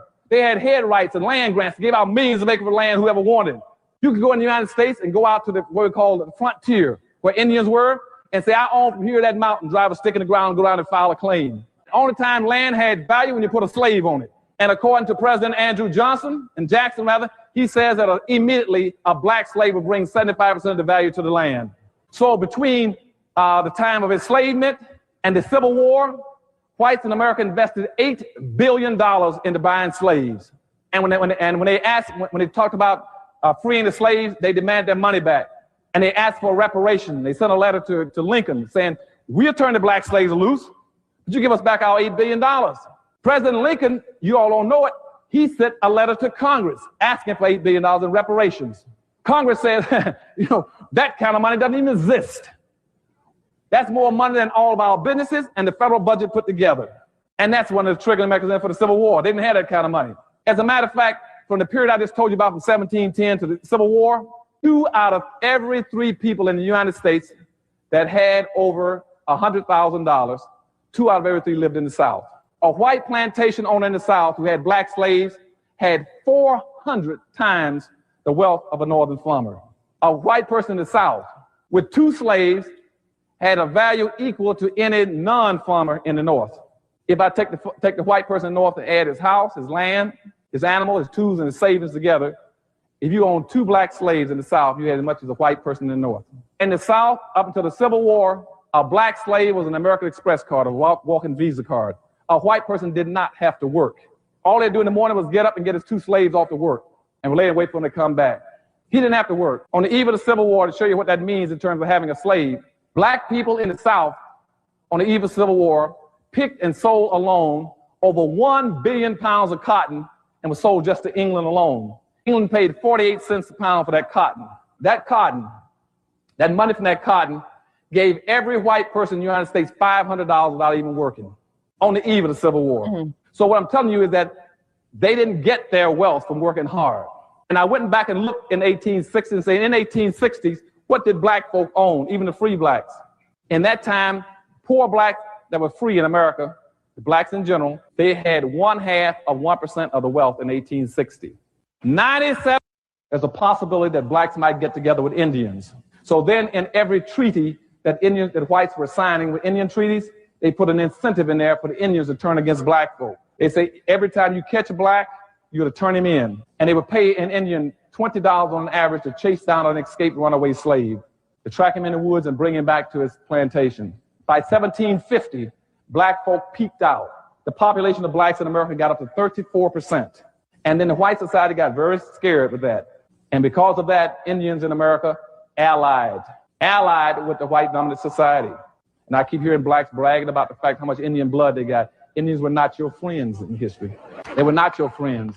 And I don't mean to put the Indians down. Indians got special problems. I'm not putting anybody else down. I'm not going to put the Hispanics down. I'm going to tell you the truth. Out of the 5 civilized tribes in the United States, all five of them sided with the South to keep slavery. In a 20-year period between 1840 and 1860, the biggest killers of blacks in America were Indians. And see, the Indians then, so that's what they were trying to get, that kind of an ally between whites and Indians, so blacks could not ally with them. And that's why every civilized tribe was a slave trader. Indian tribe was a slave trader and a slave owner. As a matter of fact, in Camp Smith, right not too far from me in Texas, in 1867, in Camp Smith, the Choctaws and the Chickasaws still had slaves even 2 years after the war and wouldn't turn them loose. And the United States government gave them $300,000 to turn black slaves loose, the Chickasaw and Choctaw Indians, and said, we'll give you $300,000 and take this money and divide it up and turn those black slaves loose and give them some land. And they never, but 2 years later in 1869, blacks were coming to Washington saying the Indians never gave them anything. And to this day, blacks never got a penny from the Indians. So what I'm saying is everybody has been against blacks because we've never been united. But so when I leave here after today, I want you all to be together, okay? So by 1750, we hit 34 population. The colonies were scared. So they started petitioning England to quit shipping any more slaves in. And that's what triggered the Revolutionary War. And one of the biggest things was that they were scared that blacks and Indians might somehow get together and take over the country. And so after the war was over, then the Constitution was written. When the Constitution was written, what they did, they went back and picked up the slave codes I told you about, the slave codes and enslavement laws. That's why in the United States Constitution, they classify you as 3/5 of a human being, why they passed the Fugitive Slave Act, and why they condone, slavery. That's why you got locked into that whole system, because what they did then was give all the power to the slaveholding states in the South. And the first compromise was committed at that time. And what happened then, the wealthy whites in the country says, we will allow people to keep slaves, but we'll always protect poor whites. We'll make sure that poor whites are at least the management class, that they're over the blacks, they're the supervisors. So the blacks go into the ditch, the white will stand over it, the poor white will be over the ditch. If you put a black person on the truck, the white would drive the truck. That was a commitment that was made that poor whites would always come at least right above blacks. There's a possibility that blacks might. So when I hear these people talking about elbowing themselves onto our reparations claim, when you came to this country and you got free health care, when you had the ability to keep your family together while you got public assistance, while you came over here and received jobs, that you suffered none of this on this soil from. And I always bring it back to the 60s, 70s, when the economy, in particular in cities like New York, Chicago, Boston, Black people were struggling. And the father had to leave the home in order for the mother and the children to receive public assistance. But you got illegals who get shipped all around this country. I think they said New York got 300,000. I feel it's more. But let's just go with that. They got people greeting them as they got off the bus. And as they greeted them, they led them to a whole bunch of people who could show them where to get services at. You suffered nothing on this soil. Nobody tried to break up your family. But now you're crying because a lot of you got to go back home. TBS is up. And you got the nerve to talk about what about our children? What about them? What about them? Nobody cared about our children. You got to hold that L. Take them with you. Nobody told you to produce them on this soil. How reckless you are to put your child in that type of predicament so you could get a come up instead of staying home and dealing with that nasty, vicious government of yours, who not only make bad deals like those Indian folks that he was talking about, made bad deals in your name. You can't blame the left hand without blaming the right hand, because both of them work in tandem to wash the face. So you are delusional in your commentary, but I ain't got time for it. My heart is for my own. Anybody else want to chop at that? Especially what Dr. Claude Henderson was talking about over there. Because when we went to the Negro burial ground and we saw the plaque It ain't have no Africans on it who they were talking to about runaway slaves. It ain't have no Haitians on it, no Mexicans on it, no Ukrainians on it. But every last one of us came over here to benefit from what we attained on this soil because our ancestors had to endure such horrible things. So I don't have no empathy or sympathy, you know. But a lot of these videos are surfacing about a lot of celebrities being called out for some comments they made about Black Americans. Also, a lot of videos are coming out with some celebrities who are honing in on who they are as Black Americans and standing on that. So I'm not a big supporter of following celebrities. That's not my thing. I'm not into that. In fact, I find it to be problematic. But you got immigrants who are coming to this country saying that, Africans, saying that they wish they were recolonized. They want to be recolonized, God darn it, because it'll be better than what they got right now. Don't believe me? Here you go.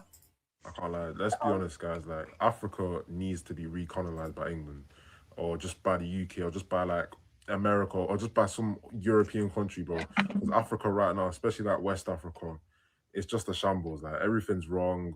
The economy is horrible. The presidents are terrible. Everything. The recolonization needs to happen, and maybe even slavery. Who knows, innit? But I feel like Africa would benefit a lot from recolonization. Damn, slavery, is it that bad in West Africa where y'all need European leadership to advance? Like, is it that bad? I know a couple of months ago, Nigeria was begging China to come fix their power grid. This is the same country that they haven't paid their Wi-Fi bill to in 7 years. I guess it's no shame. It's no shame in that game. But yeah, y'all calling for colonization? I mean, if you look at it though, you know, West Africa has like a lot of raw, you know, precious metals and minerals, but they have other countries mining their minerals. And then they send these minerals out to other countries to refine, because precious metals by itself is not valuable. You have to refine it to make it valuable.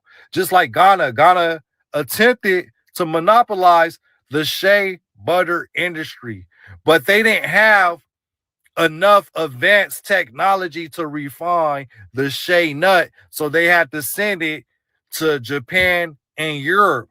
That's why they're not able to monopolize the shea industry, because the technology they have isn't that advanced, but Japan and Europe have advanced technology. But damn, that's crazy. Slavery, that is crazy, right? He said that their leaders is just incompetent. The people are just incompetent, and life was better under colonization for West Africans. But slavery, like I said, that's diabolical. Let me know what y'all think, especially the West Africans. Like, that's wow. It's crazy work. You ready, Brother Divine? Let's get the U.S. Freedmen Project president up on the Brooklyn Bridge. What's happening? What's happening? What's going on, family? How y'all doing this evening? I was in the back. I was like, okay, she got me on the bench. I'm ready to get in. Coach, what's good? I didn't see you. Sorry. Oh, okay. Listen, I know you run your show, how you run your show. So I was like, I'm just going to be patient. I'm going to chill back here. You know what I'm saying? I can play my position. And she got off the show just for you. See that? I see that. Where'd she go? Hey, Tad, it look like Josh Hart on the show now. Look. Listen, we can't do the show without you, Sister Kiesha. I don't know where you went, but you right. That's what I'm like. What's going on? She meant to get I'm panicking. Unfortunately. Yeah, take it over while she come back. There she go right there. She coming back. There she go. Yeah, but real quick, before we go to that next video, Well, I've been here since since y'all was talking about the Black Cowboys, so I know that's been a while. But I wanted to say that when Brother Black said that they had the rodeo come to Harlem, that stopped in 1997. So 1997 was the last year they had it up in Harlem. So that's that. But they just But do to it in this Queens Dr. now. Claude, you said what? I say just do it in Queens now. I don't know if it's the same one. It might just be something different or something, an event that just bring there every year. But before it would come through Harlem annually, from like the 80s to 90s. But I want to talk real quick about Dr. Claude Anderson because obviously everything you said is true. But I'm so thankful that he lived to see his life's work start to come to fruition, right? So that the day, you know, and I'm not wishing nobody's, you know, somebody's anybody. And again, you know, my condolences to you and your situation and your friend and your family, Brother Tad. I appreciate that, bro. But I'm so thankful that when he does transition, he get to transition, and he can hear and get his flowers while he's still living. And when he does transition onto that next plane, he can get the job well done. You know, because for a long time, and we see how long he's been preaching this thing, and we've seen how long we've been at this part of the movement that we are part of, that we are taking upon ourselves. And this is not to impress the family, but just to impress upon you how tough it is to stand on an unpopular square, right? It took a while for our message to resonate and for people to get it, and we're still getting pushback. So imagine Dr. Claude Anderson ringing this bell for as long as he's been ringing it, and he had been demonized for as long as he had been ringing it, to only be viewed as prophetic in this moment in time with what he was saying. So I'm just so thankful for that. And the last thing I want to say, so we can get moving on some of the things that I saw while I was waiting, is that this is the beauty of not only this foundational Black American Renaissance, but of our foundational Black American culture. And here's what I mean by that. And this is how you know that we are the only Black people on the planet, meaning a universal idea and concept of Blackness that applies to us all. Because there are no separate segments that we keep exclusive from one another, even though there are regional differences in our ethnic group and in our culture. And so, like Sister Kiesha said when she talked about her experience at the concert, and they appreciated her on this particular, stop on the tour, they didn't denigrate her. They didn't look at her as if she was cosplaying the culture. They looked at her as a part of the culture and appreciated her commitment to the culture.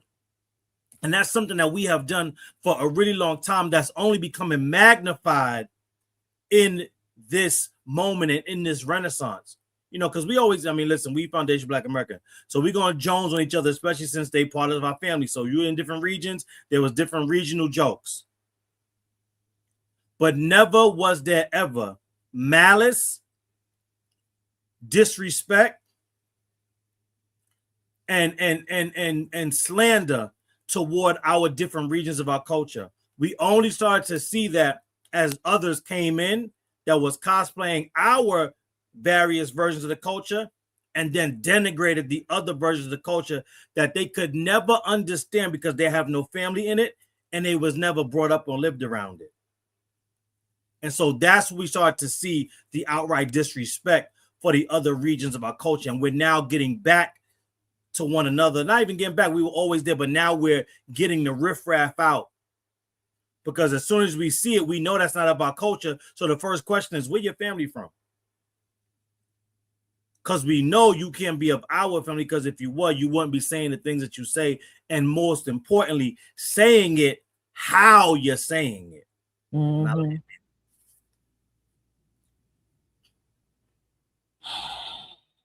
It's crazy. It's crazy. And before I move on, because I deeply apologize for not seeing you back there. Anything else you want to touch on that we've already discussed before I move on to the next thing? And you up first at the mic. No, it's all good. No, I can't remember. I think those are the things that I made sure I bookmarked in my mind.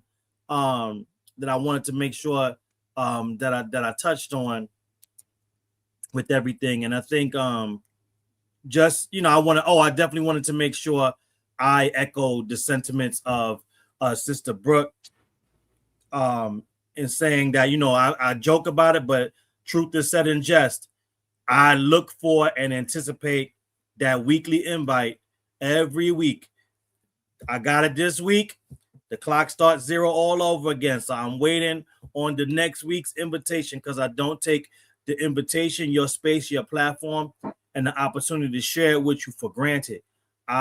Words cannot express how great, how thankful and how much gratitude I have to be able to share this platform. I've been invited in to sit with you guys, sit at your feet, and and share this mic with you. And I just want to one other thing, and I'll say this because Sister Breuck talked about this as well when she mentioned she brought up the Foundation Black American History tidbits and how the same ones are taught over and over again. Shout out to Brother Marcel, who for the past couple of years during Foundation Black American History Month, every day during the month of February has highlighted a new inventor. And here's what's crazy. That just scratches the surface. And I don't know the exact numbers, and I just need to make sure I do more research myself. But I believe that you could do an invention a day for a year and probably fill up multiple years before you start to repeat or have to look real hard at other inventions and things that we brought to the world. So I want to say this because, this is on brand with what the theme of the show is. And I think, it needs to be said. There is nothing, absolutely nothing, that any immigrant, I don't care which country or what region of the world you came here from, there's nothing you could ever come here and quote unquote accomplish that foundational Black Americans didn't do 10 times over before we fought to get you over here. And I'll land there. Love it, brother. Love it. So this is Reese Palmer, who I would consider the Gladys Knight of country music. Her catalog is spectacular. That's Reese Palmer. And this is Miko Marks, who I would consider the Aretha Franklin of country music right now. And the dude back there, he's the one who grabbed me. But I had a great time. With them because, like I said, they don't get to see us much at these shows, especially when they're in the cities. As she said, they don't see us, especially sitting front row. And I was having no other way. I got to be in front, god darn it. Oh, and also, I want y'all to get ready because in a couple of months, Hidden Color 6 will be released. So everybody in New York who want to go, make sure you stay tapped in so you'll get to see it and check it out. I mentioned Janet Jackson and her relation to hold on before you go on. Wait. We didn't address that Africa video. Hold on. Okay. Wait a minute. So when that dude was sitting there talking about, I want y'all to understand what he said. He's capitulating the fact that they can't fix it. These are the doctors and lawyers and engineers that they come over here and tell us that they are, right? They can't fix it. It's too broken. They can't fix it. They need white tea people to come over and fix it for them. White tea daddy to come over and fix it. Then they sit there and tell us about how great it is that they have an independent country, that they have, you know what I'm saying, and we don't have our own country. What good is that own country doing you?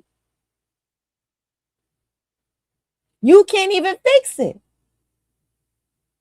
You let corrupt leaders, look, one of them African, I put up a picture, a video of one of them, I think it's Zimbabwe or something like that. It may not be Zimbabwe, it may be a different African nation, but he's so old, he's sitting there in public events with a washcloth in his mouth because he drools.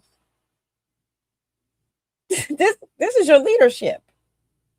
And y'all letting him take all the money.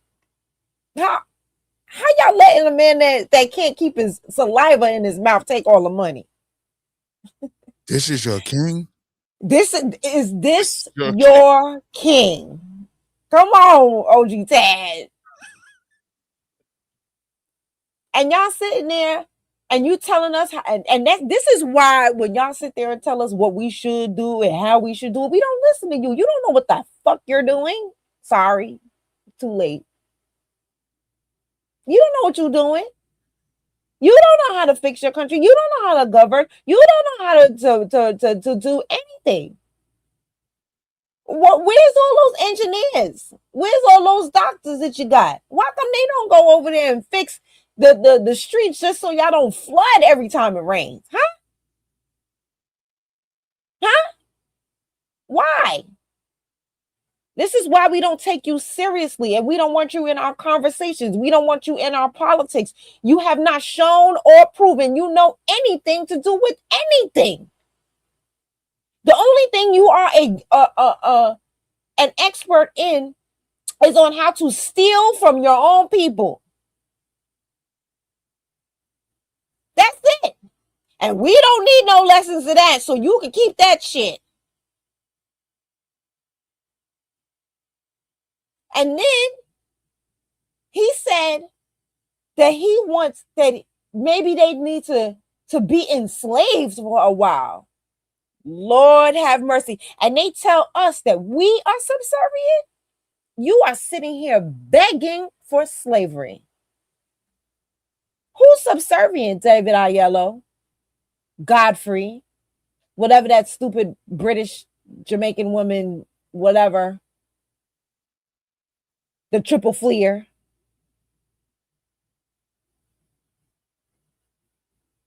Who? You calling somebody subservient? You calling somebody, you know I want to say the word. You calling somebody female genitalia? That's what you're doing? Your people are over there begging for slavery. And let me tell you why they're begging for slavery. Because they think that's the secret sauce. They think that's why we are in the position that we're in this country. That's why they come into our rooms and our spaces and tell us that this is a white T-man's country and we didn't build anything. And the white T-man is the one who forced us to build it. And the white T-man is the one who had the brains behind it, even though we got all the patents. The white T-man is the one who did all of these things because they think that slavery is what that us being enslaved by white tea people was what built this country, not knowing that a lot of these buildings were here already. A lot of these buildings, they took the bricks from those buildings to make new buildings. They took the mounds that we made to make new buildings. That they came over to already functioning societies and neighborhoods and cities. They didn't tell you that. The white T-man was an interruption into, and then Professor Carver talks about that all the time, into our history. They were an interruption. They weren't the reason or the catalyst of what we do. You know how far we would go if they weren't sitting there hindering us from being the inventors and thinkers that we could be? Do you know how far we could go if they wasn't poisoning our food? Do you know how far we could go if they wasn't sabotaging us in the medical industry? Do you know how far we could go if they wasn't sabotaging us in the educational industry? Do you know how far we could go if we already out of the Jim Crow South, we came up with the brightest minds to be able to put people on the goddamn moon? What do you think we could do if we were given all that they are given? Like Francis Cress Wilson says, you don't take the dog and cripple them because you're not afraid that the dog would overtake you.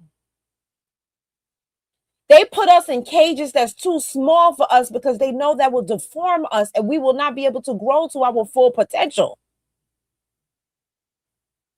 But they think that slavery is the secret sauce, and they are so, after they sold their mamas, their daddies, their sisters, their brothers, their cousins, the doctors, the lawyers, the engineers, the teachers, the farmers. After they sold everybody in their society who could have built it up, because you're in that position because of what you did to yourself. After they sold everybody who could have built it up and made it an actual country instead of the wasteland that you are now trying to flee from, instead of the wasteland that you are now trying to beg the white T-man to come and fix, you should have been doing something about it. So now that you have done all of these things, you're begging them to come and fix it for you?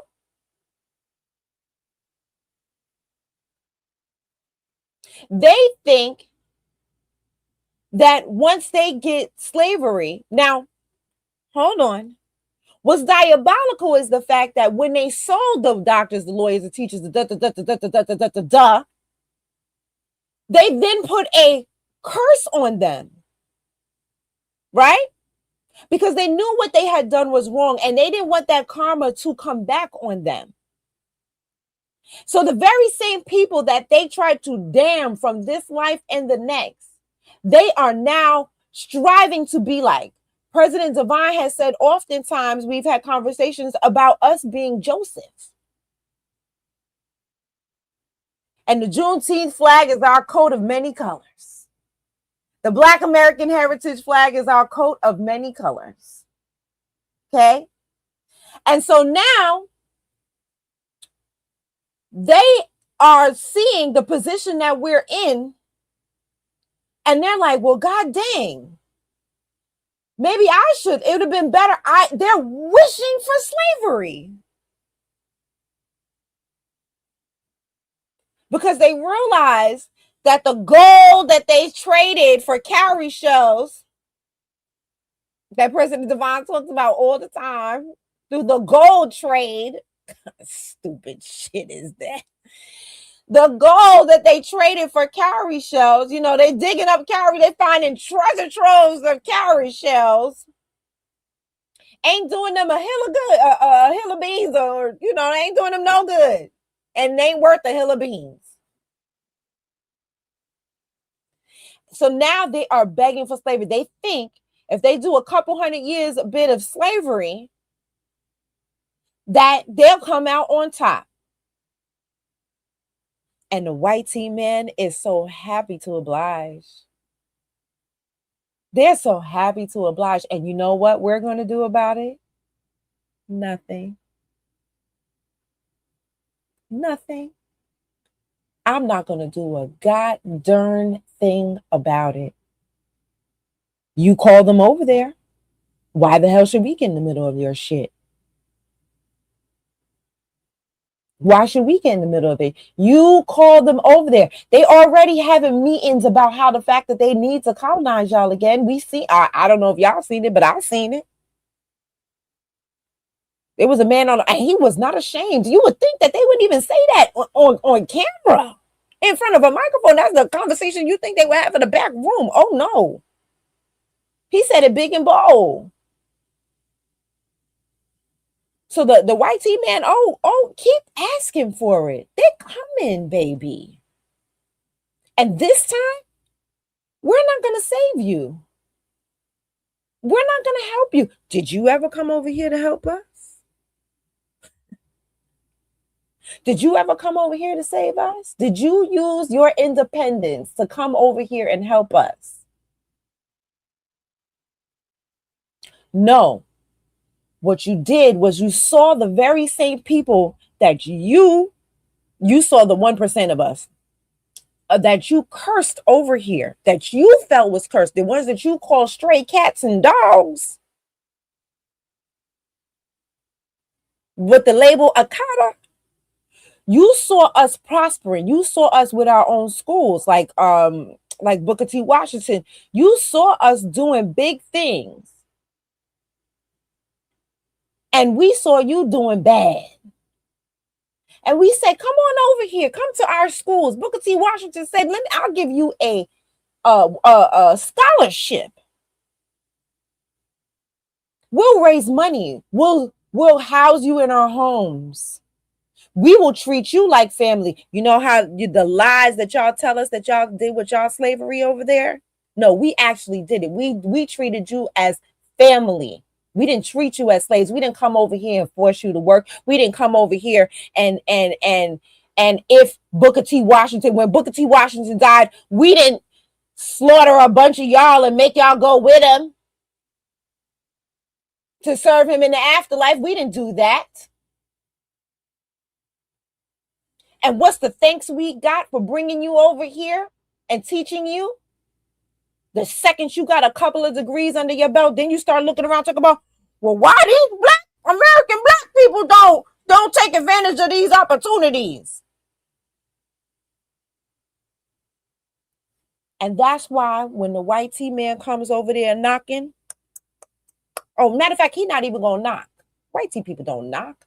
They come into your house 3 a.m. Play. I'm just going to stop. Play. I play because I already know what that is. For us to just put the imperial hat back on to say, we're going to govern those countries if you're incapable of governing yourselves, because enough is enough.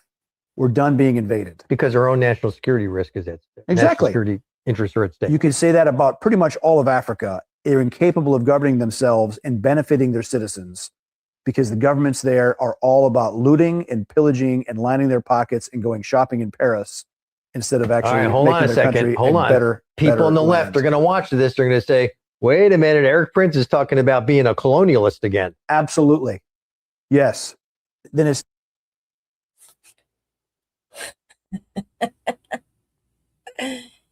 And I saw that clip before I seen this clip. And I knew Africa had a problem on their hands.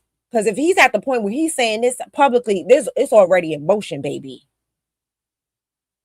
And so now you're asking for it. So now you're giving them a license to come over and do what they wanted to do anyway.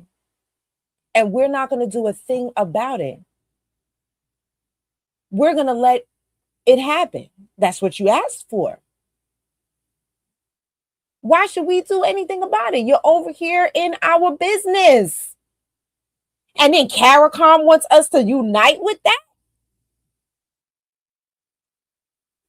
If CARICOM and the West Indies and the Caribbean, whichever way you want to say it, is fooled by these unable to govern themselves people, that's on you. We're not blind, we're not dumb. And I ain't calling you blind and dumb, but you're making some blind and dumb decisions. And you're letting the blind and dumb lead you.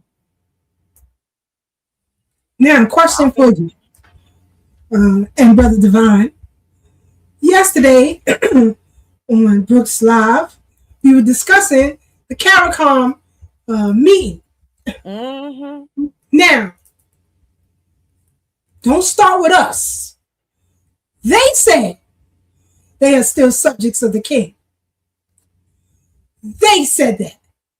And the way they said it, go back to David Aiello, with a little subservience. If y'all was on in the Zoom meeting we was listening to, yeah. And they going for reparations for those crooked governments, have no plans of giving anything to their citizens. In fact, didn't they have a 10-point program, Brother Divine? They sure did. Now, let's talk about this 10-point program, shall we? Because Yes, we shall. He laid it out real clear. So while I get ready to pull it up, in the meantime, y'all watch this while I pull it up. Now, someone told me this earlier. Are you related to Stevie? He's our cousin. How have I gone that long in life? Not a lot of people know that. He's our cousin on my mother's side. That's blown my mind. So is Tracy Chapman. Whoa. Hang on. So, can we go through the family tree again? So is Samuel Jackson. So Stevie is what to you? My cousin. Tracy Chapman. Cousin. Samuel Jackson. He would be a cousin too. I mean, he's not my brother. Right, yeah, fine. But yes. Told you. But move right along to their 10-point program. Now we're going to turn the mic over to Brother Divine. Let him break it down. Come on, break it down. So once he's done, don't ever let these tethers tell you anything reckless. Don't let them, these politicians and these reparation commission people, try to grandfather these other folks into our claim. Don't let it happen again. Go ahead, Brother Devon. The mic is yours. Yeah, man. So this is the 10-point plan that she pointed out. This is the points of the pillars of the reparations claim that CARICOM is fighting for their Caribbean community, and that's what CARICOM is short for. So as you can see on the screen, I'm gonna break down. I'm gonna go into detail on a couple of them the same way I did last night, because those are the ones that are most. I mean, they're eye-opening for what they're asking, and kind of just points out the hypocrisy and the gall that they have with us when they talk about our justice claim, the reasons why they try to get on it, but then try to critique it and quote unquote make it better or enhance it. So one is a full and formal apology. That's point one. That's self-explanatory.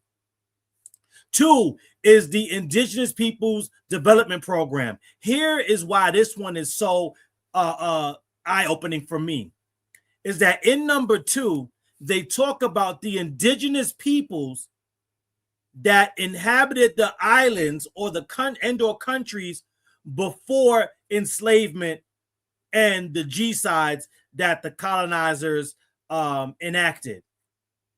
But when we talk about the indigenous populations here and our connection to it through our genealogy and just actual history and books that cite that there were indigenous populations here, all of a sudden, all the Afro-immigrants pretend to act like they don't know what we're talking about. But justice for the indigenous and acknowledgement of those indigenous populations is number 2 on their 10-point plan for reparations. 3 is repatriation and resettlement. This one we kind of talked about a little bit, but as they went more into detail, as they answered questions from the press, this stood out to me because you don't need a reparations point in a reparations package to do any type of repatriation, which is just a fancy word for moving to Africa, or in the mind of Pan-Africans, moving back to Africa.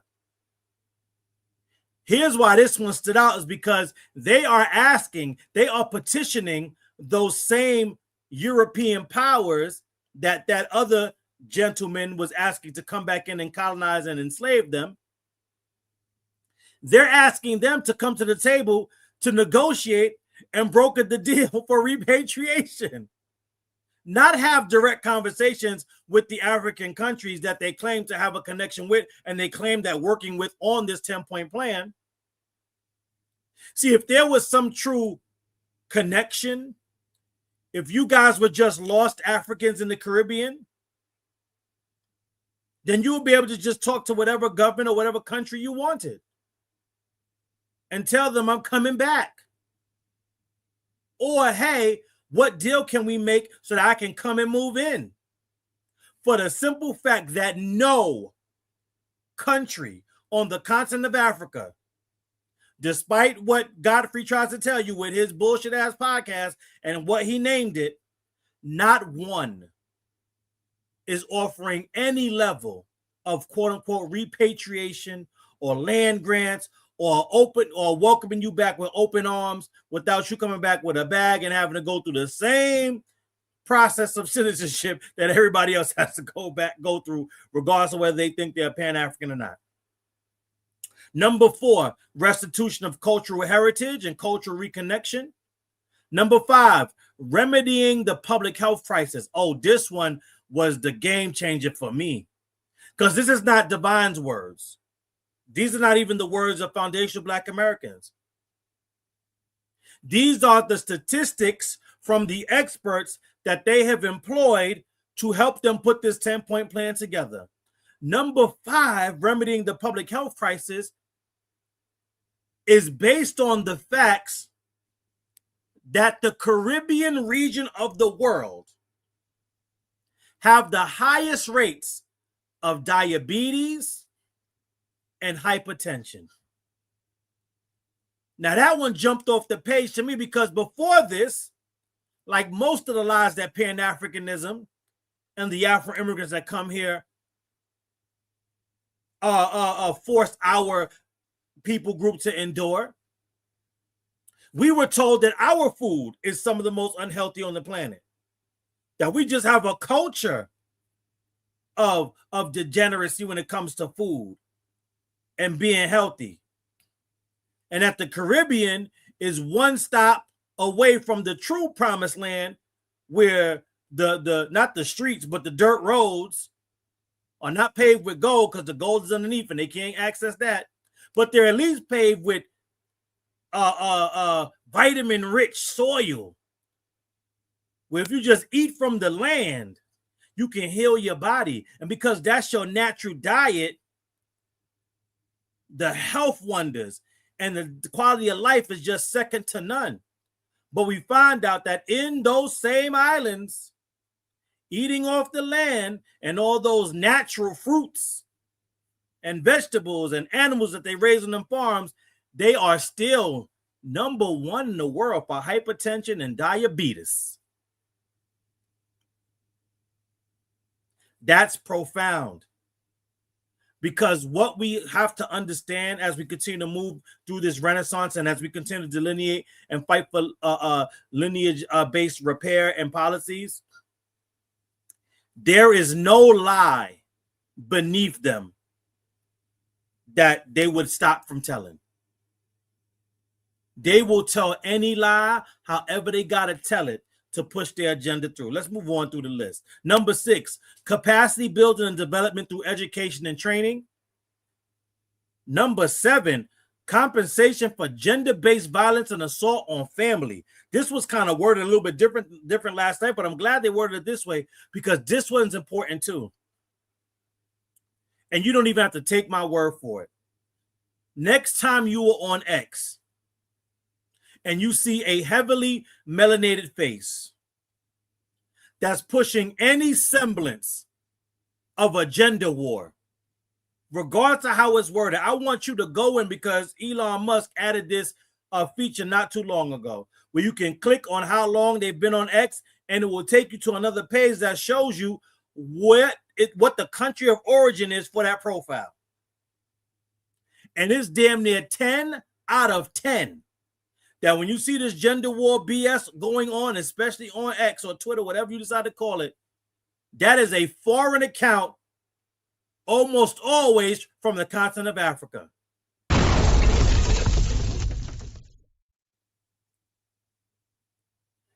And here is something that we kind of don't talk about. That might have to be a whole show, but I want to say this because I think this is important. For all the accusations against foundational Black American culture and our society, and specifically our men, when they say we are trying to get closer to the patriarchy, and here in this country, patriarchy just means white male supremacy, like male white supremacy, right? Something that we have never done or instituted. There's never been a system created and enacted and practiced by foundational Black American with which we have subjugated and marginalized and targeted our foundational Black American women. Oh, but in the Caribbean and on the continent of Africa, there is a such thing as Caribbean patriarchy. There is a such thing as African patriarchy.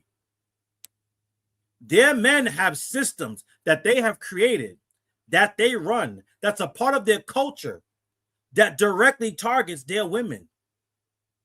And their women get online and or immigrate into our country, bring those cultural experiences with them, and then project them onto foundational Black American men. In the same way that the white feminists do it with their men and then project it into our culture as well. Oh, it's deep. It's deep. Number 8, psychological rehabilitation. Number 9, the right to sovereignty and development, technology, innovation, and entrepreneurship. And 10, debt cancellation, monetary compensation, and I think that says decolonization. I can't see because I think that's if you could scroll up a little bit, only because the chat is there on my screen. I can't see it. Yeah, decolonization.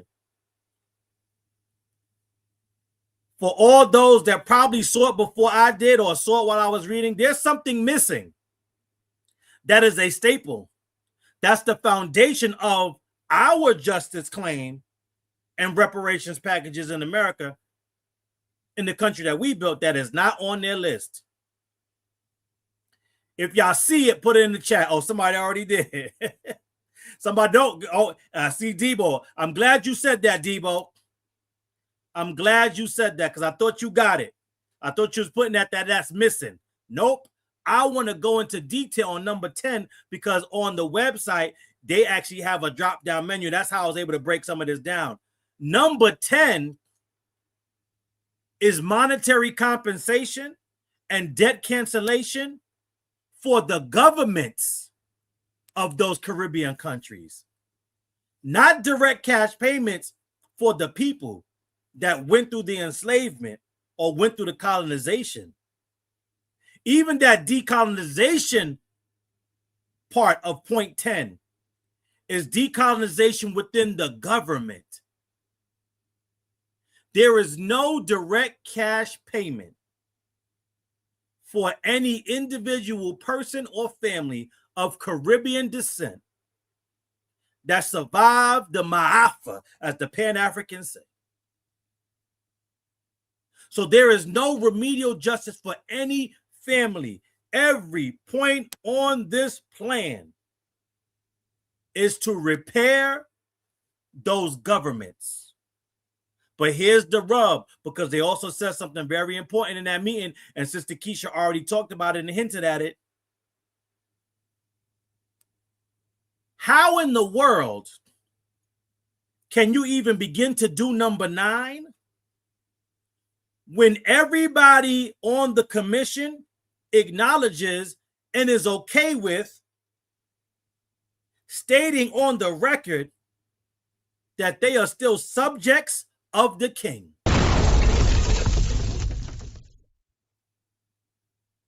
So what right to sovereignty and development are you talking to or talking about when you're still subject to the sovereignty of the king? He gets to dictate what you say and what you do and how you govern. And since those governments are still connected to the king, any compensation or repair that comes to those governments goes to the king. So when you get Dr. Sukihana, in the words of my OG brother Tad, aka the Prince of Pan Pizza,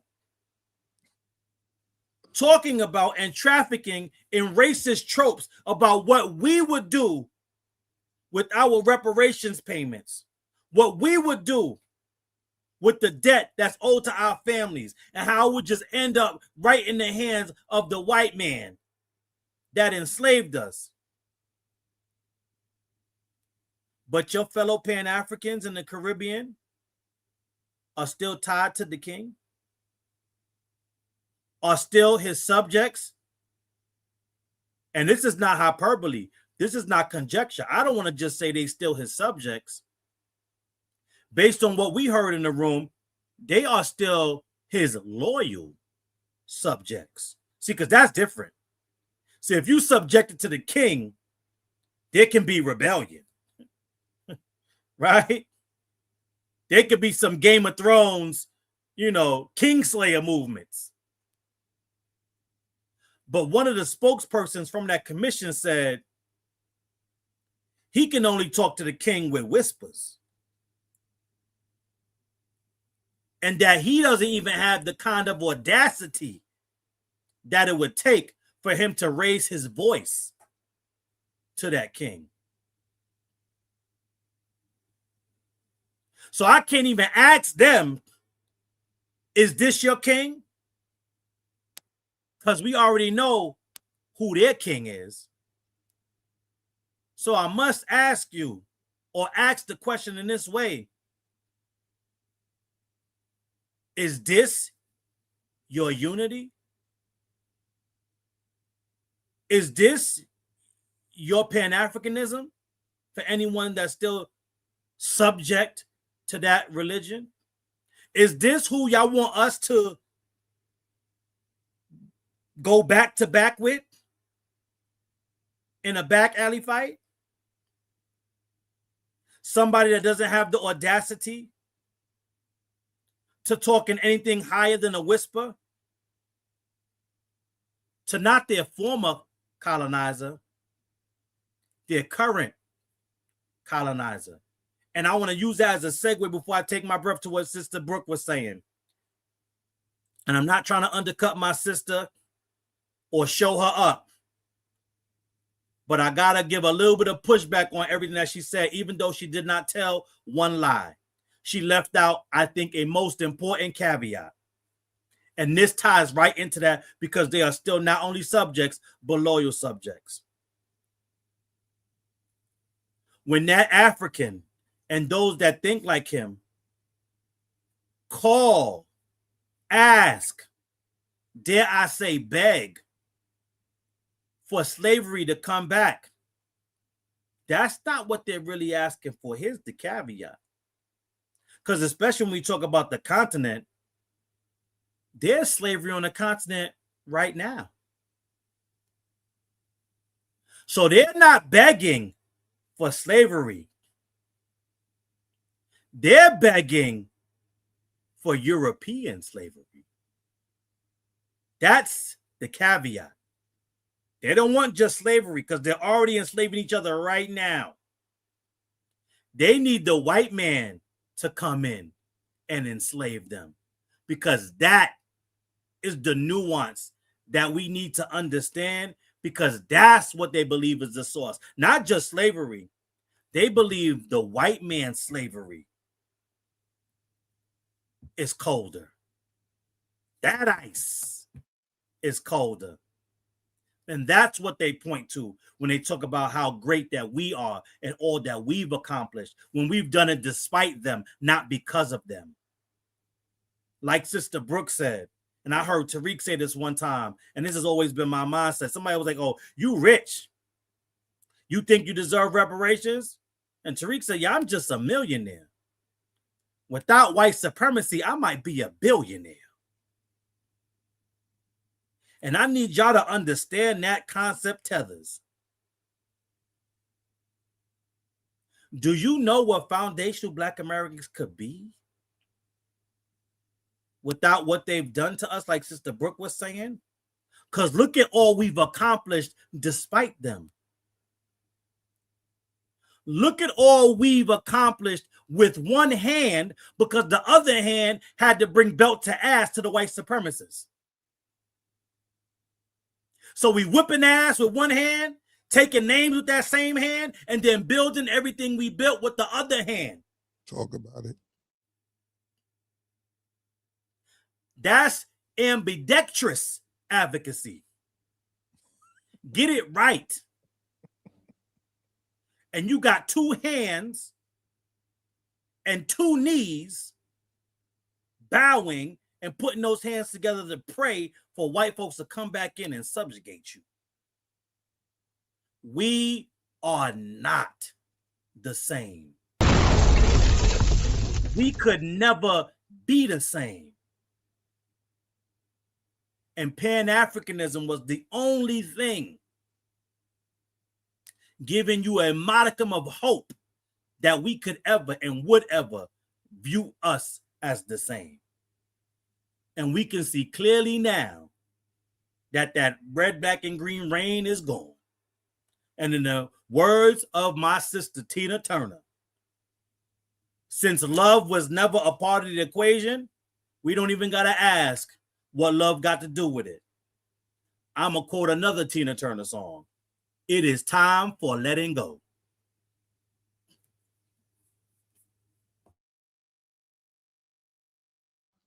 Talk about it.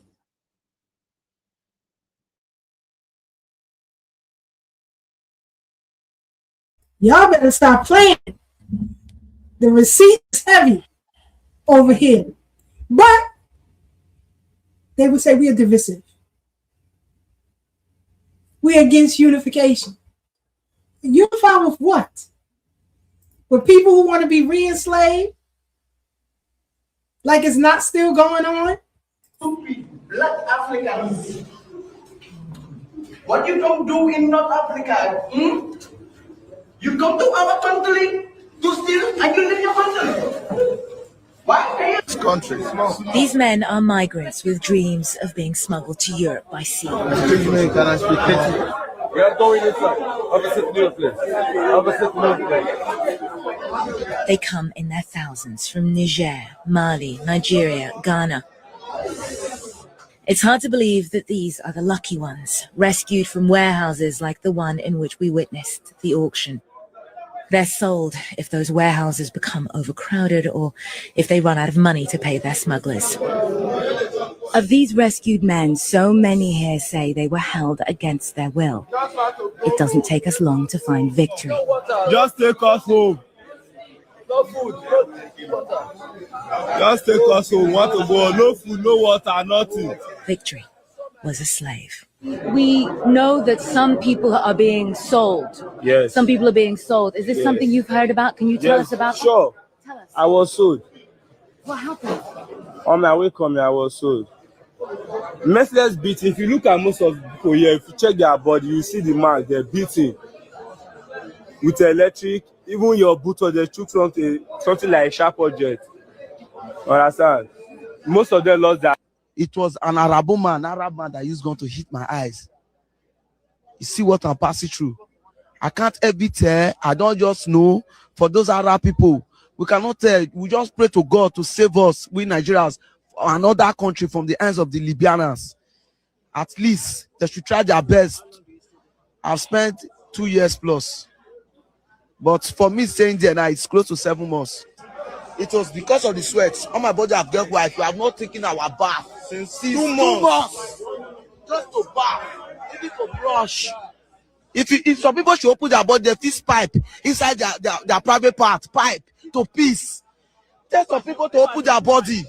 They should put their body for you. You will see that these people are finished us. Is it bullet wound? Is it the gunshot? Even when we are going to eat, they beat us. We are going in. We have over 150 Nigerians inside the place. And in my present, 3 Nigerians were shot dead and thrown into a river in a place called Suleiman. Can you imagine if it was Americans being sold as slaves in Libya? Can you imagine if Europeans were being sold as slaves in Libya?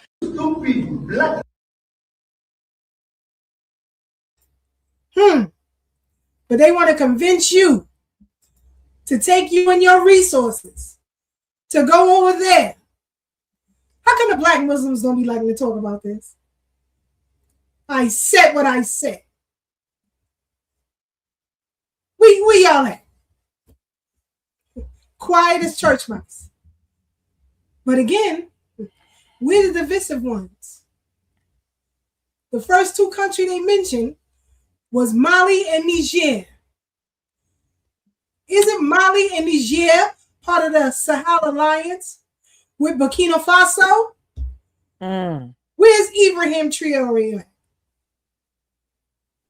The one y'all championing. I told you it was a scam. But what do I know?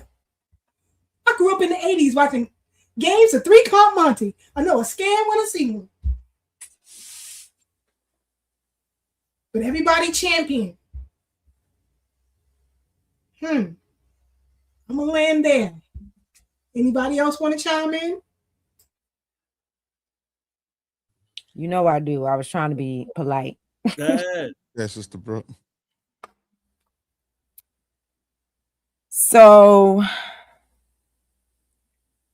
when the woman she had to bring, I don't know if she meant Black Americans or if she meant white Americans. She then went, if she meant white Americans, because she then went into Europeans.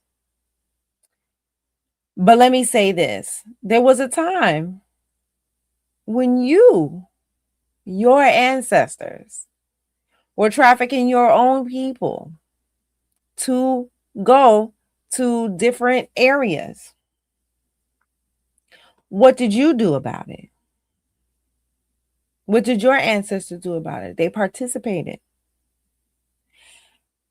And I can't speak about anywhere else, but I can daggone sure talk about here. And when our ancestors were enslaved, not near a foreign country gave a flying shit.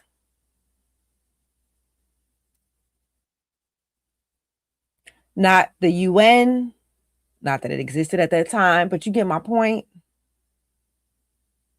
Not any country in Africa, not any country in Europe, not any country in Asia.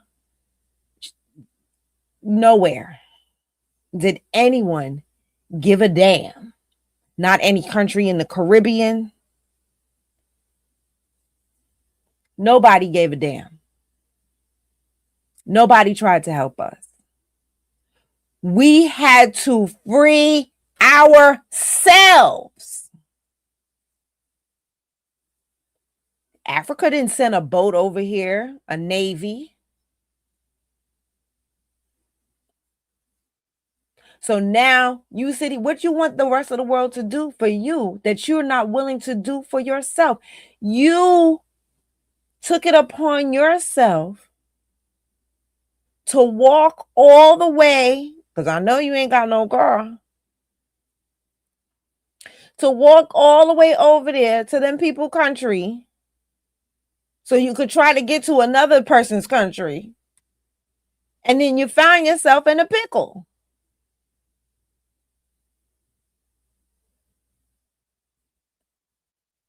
And now you begging for the world to do for you what you won't do for yourself.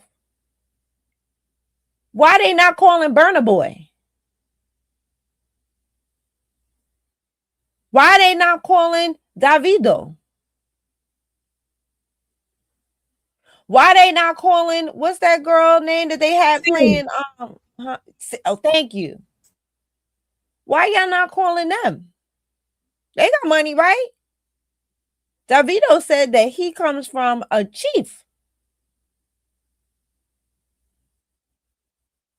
Why y'all not asking him to do something about what's happening in your country so that people won't want to leave or people won't, do this, or even to go and go get y'all? Broker a deal, buy you. I mean, our ancestors had to buy us sometimes. If you for sale, why Nigeria ain't going there and just go buy you back? Even if they don't want to fight the war, why they just don't pay the bride price for you? But you want somebody else in some other country to do again for you what you won't do for yourself.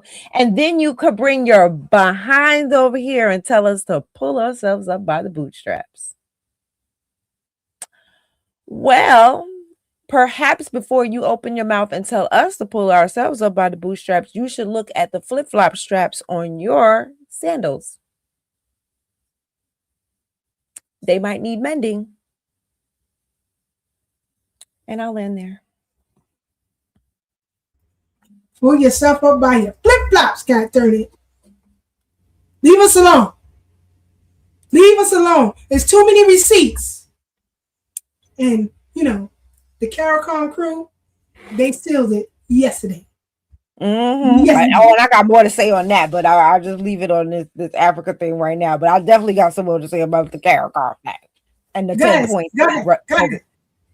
Go ahead. When President Divine before you go to CARICOM, let me just say this on the video because somebody said in the chat, and I want to make sure I highlight this.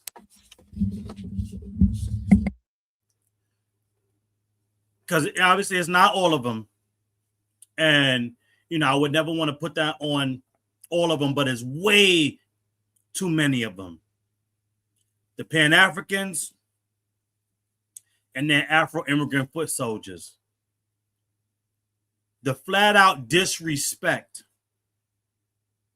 that they come over here and talk about what our ancestors did and didn't do during our fight. Guess what? Regardless of whatever you think about it, it was our fight.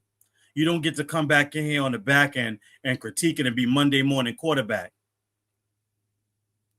But when I see videos like this, it just adds extra layers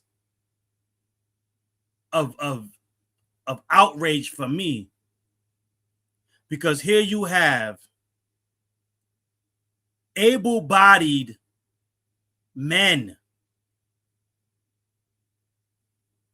of military age crying to what sounds like a white, I don't know where this person's from. I'm assuming they white. It sounded like a woman. And they're detailing all the things that are being done to them. And not one of them is talking about, oh, we tried to fight back, or this happened, or they had to put this resistance down, or they killed this many when we tried to rise up and take their guns. They talking about things getting stuck up in them. All type of things. But none of them is talking about a fight. And then that one dude looked like somebody gouged his eye out or punched him in it or injured it. This dude said all we could do is pray to God that we get saved. And this is the mentality of way too many of these people that lets us know we can't. Listen, it's easier to run with 300 than to drag 1,000. What I look like taking you into any type of battle or war that we need to go into, and your special power and your and your biggest contribution to our unit is that you're gonna pray. Not gonna pick up the gun that's in your hand, not have any type of spirit to want to help us get the justice that we need come hell or high water, but you're gonna sit there and pray. And y'all are in there in such large numbers. And if even not for y'all, your fellow countrymen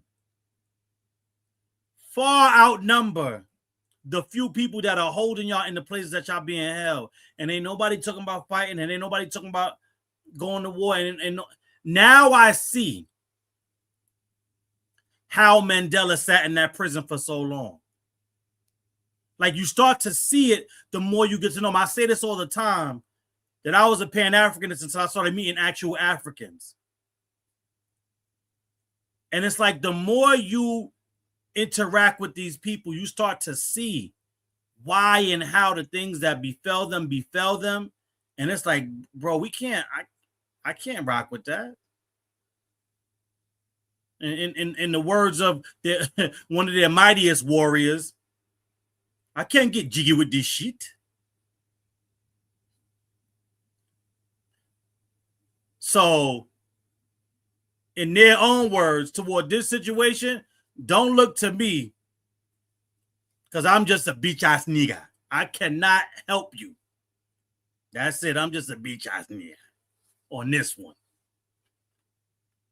If y'all not gonna fight, y'all not gonna fight. And if y'all not gonna fight, I ain't gonna fight. They said it by MC Hammer voice. We got to pray just to make it today. I said we pray. Right? Let me stop. So let you go, Sister Brooke. Thank you for letting me get that out. No problem. It was worth it. Yeah, you know, you reminded me of something else I had forgot to say before. Sister Kiesha sent me this video from Tethers of TikTok where Godfrey was sitting there talking about how his father, that they were killing Igbos during that war that I talked about, that we talked about, that they were killing Igbos. And because they were killing Igbos, he had to change his name just so he could get the hell up out of there.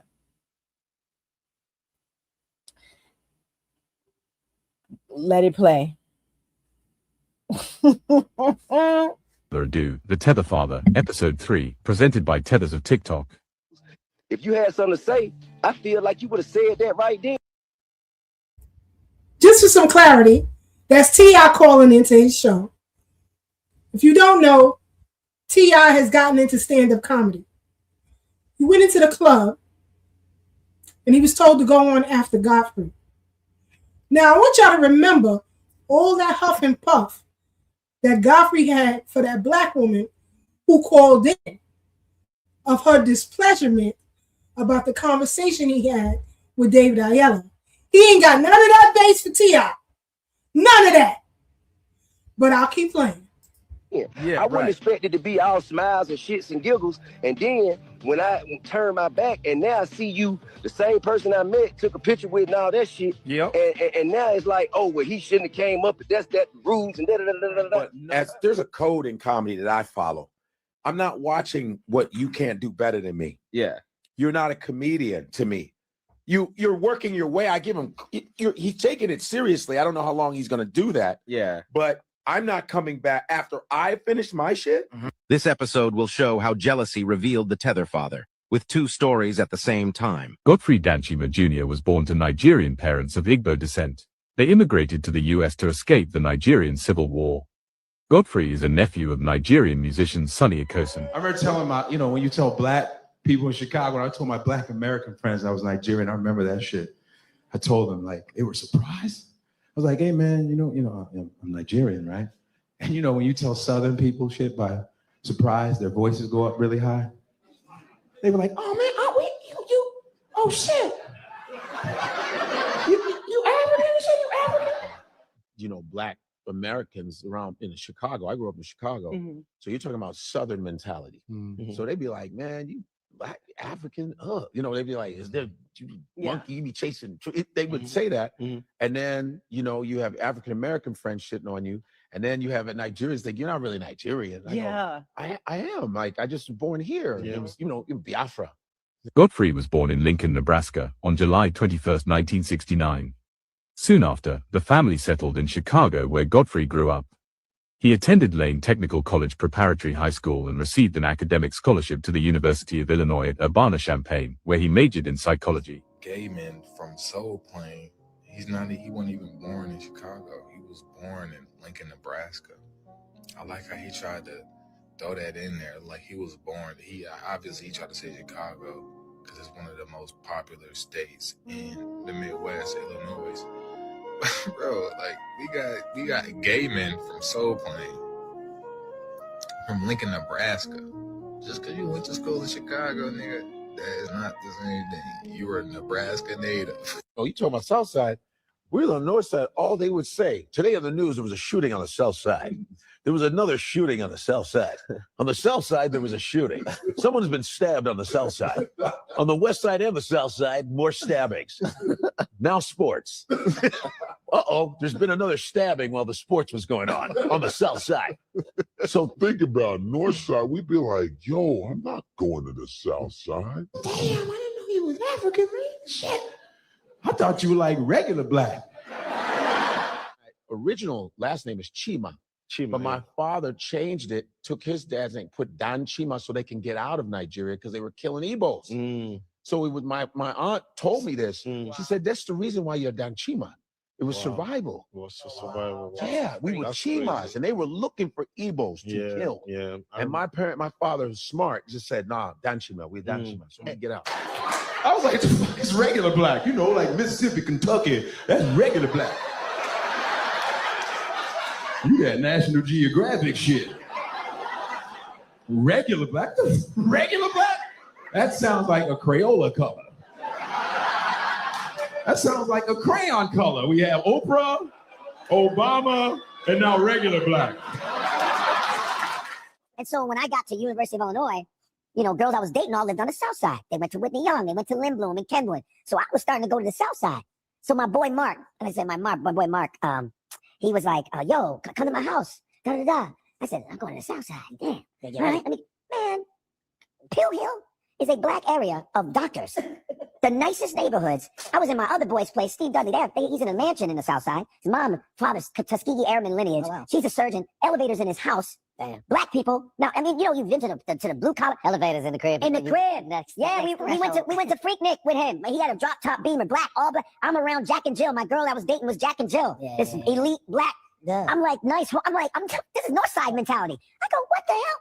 My father would be like, he'd be like, you know, he's like, so, you know, this one boy was in my class. He was just saying, hey, man, don't talk to me like that. He was just walking like, man, it's in tears. You want to be Mr. Cool. Yeah, he has this, the comb, you don't put the comb in his hair. He would just stay just like this, saying bad words, motherfucker, I fought this, doing this. Think about Northside, we'd be like, yo, I'm not going to the South Side. You're the son of refugees born in Nebraska. So now I get the joke. Of course, they knew you weren't black. I get off stage and my man Artie Fuqua, he goes, yo, T.I., he wants to go up after you. And I was like, T.I., for what? Like, it was like, easy. You doing comedy? What the fuck? I was like, so I say, it's his town. Fucking let him go up. And I get off and Artie goes, Godfrey, T.I. is here. And he wants to go on. Like after you know, I said, what? But I was like, dude, I'm not gonna say no to T.I. Yeah. If it could have been KRS-One, I'd be like, yeah, let him do it. Yeah. It's one of those things where you go, as a comedian, I'm like, why the fuck are you in our lane? Space, yeah. But as a branding, this is a good look, as in everybody's about visual, everybody's about social media, I go, sure. Yeah. Let him up. I was like, T.I., for what? Like, it was like, easy. You doing comedy? What the fuck? I was like, so I say, it's his town. Fucking let him go up. Mm-hmm. Yeah. I tore that bitch down, and I'm gonna go back and go watch someone who's who's not a comic, who's not a comedian. Yeah. For me, morally, that's just fucking stupid. Yeah. Hey man, in regard to all that part of what you were saying, there's a valid explanation. Yes, sir. But it's not even necessary. The only thing I must say to start this conversation, yes, sir, is exceptions are made for exceptional circumstances. So whatever rule you speaking of, I'm the exception to. Got you. But you just got through saying that it's more than that. You talked about the branding. You talk about all these other avenues that you could touch by having him come. So why wouldn't you go watch him? Just because okay, there's something else I could touch. I don't want to watch. I understand. Okay. I wouldn't watch. I'm done. Yeah. I'm not going to be in the room. I've just finished. Yeah. I'm just saying I just finished. Got you. So now, and you're right. And as a person of comedy tenure, I'm gonna say, well, that's a little strange, but I didn't say, no, he can't. I said, no, this is his town. Shit, let him go up there. Shit, that's all I said. It's one of those things where you go, as a comedian, I'm like, why the fuck are you in our lane? Space, yeah. But as a branding, this is a good look, as in everybody's about visual, everybody's about social media, I go, sure. Yeah. And so I'm gonna stop it there, but we good enough for you to use. You see what? It's all coming out. It's all coming out. But where was that tough talk you gave that sister? You ain't had none of it for T.I. In Chicago when him just left. Flew. Just like the family flew from Nigeria. All right, Goofy. We see you. Now let me see those folks try to clean this up. Try to clean it up. Can't clean it up. Because ain't no such things as halfway crooks. Scared to death. Stop playing. Stop playing. Go ahead, Brooke, and then we're going to close out. So, yeah, so y'all heard, first of all, when they sit there and talk about, oh, you know, y'all made fun of us. His father was making fun of us. Sitting there talking about, now he just not as good as us with the jokes. But his father was making fun of us. So one good making fun of it. So don't act like, you know, what we did was so horrible. And what's regular black? When you're in this country, we are the standard. We are the default. That's what and a lot of people, I've heard a lot of people say that because, you know, that's something I know I've said. And I've heard people say that about us on the East Coast. You know, why do we call ourselves? Because we are the default and we are the standard. Everything else is foreign, whatever else you want to call it. Substandard. So that's what regular black means. And don't act like you don't understand. You're a different type of black. That's what they were trying to tell you. They thought you was the one of us, the default black people here, the foundational, the ones that have been here for centuries, right? The OGs in the game. Okay. And yeah, well, that Chicago went out the window, but yeah, you got to hear his father and them talk about how he changed his name. And this is the type of spirit we talking about. Not only can you not stand 10 toes in front of and whatchamacallit, you can't even stand 10 toes in front of your own people. You changed your name and ran. And you want us to respect you and respect your bloodline? And you calling us female genitalia? To change your name and run sounds very pussy to me. I'm just saying. Okay, so off Godfrey, back to the whatchamacallit. When President Devine was sitting there talking about how you know, how the indigenous people, they want recognition for the indigenous people that were on those lands.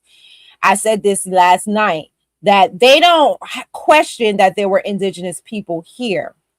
They question the way those indigenous people looked. They are under the assumption that the people that have been the $5 Indians, who we have proven time and time, how many things keep coming out? This some famous Native American writer just can't. They just did their bloodline and found out that they Italian. Somebody else just did their bloodline and found out they Irish. Like it keeps coming out that these people that they put in the front as Native Americans aren't even Native American. You look at the tribes now; a lot of them are white. So, you know, but they refuse to believe the truth because they want to believe the lies that have been told to them.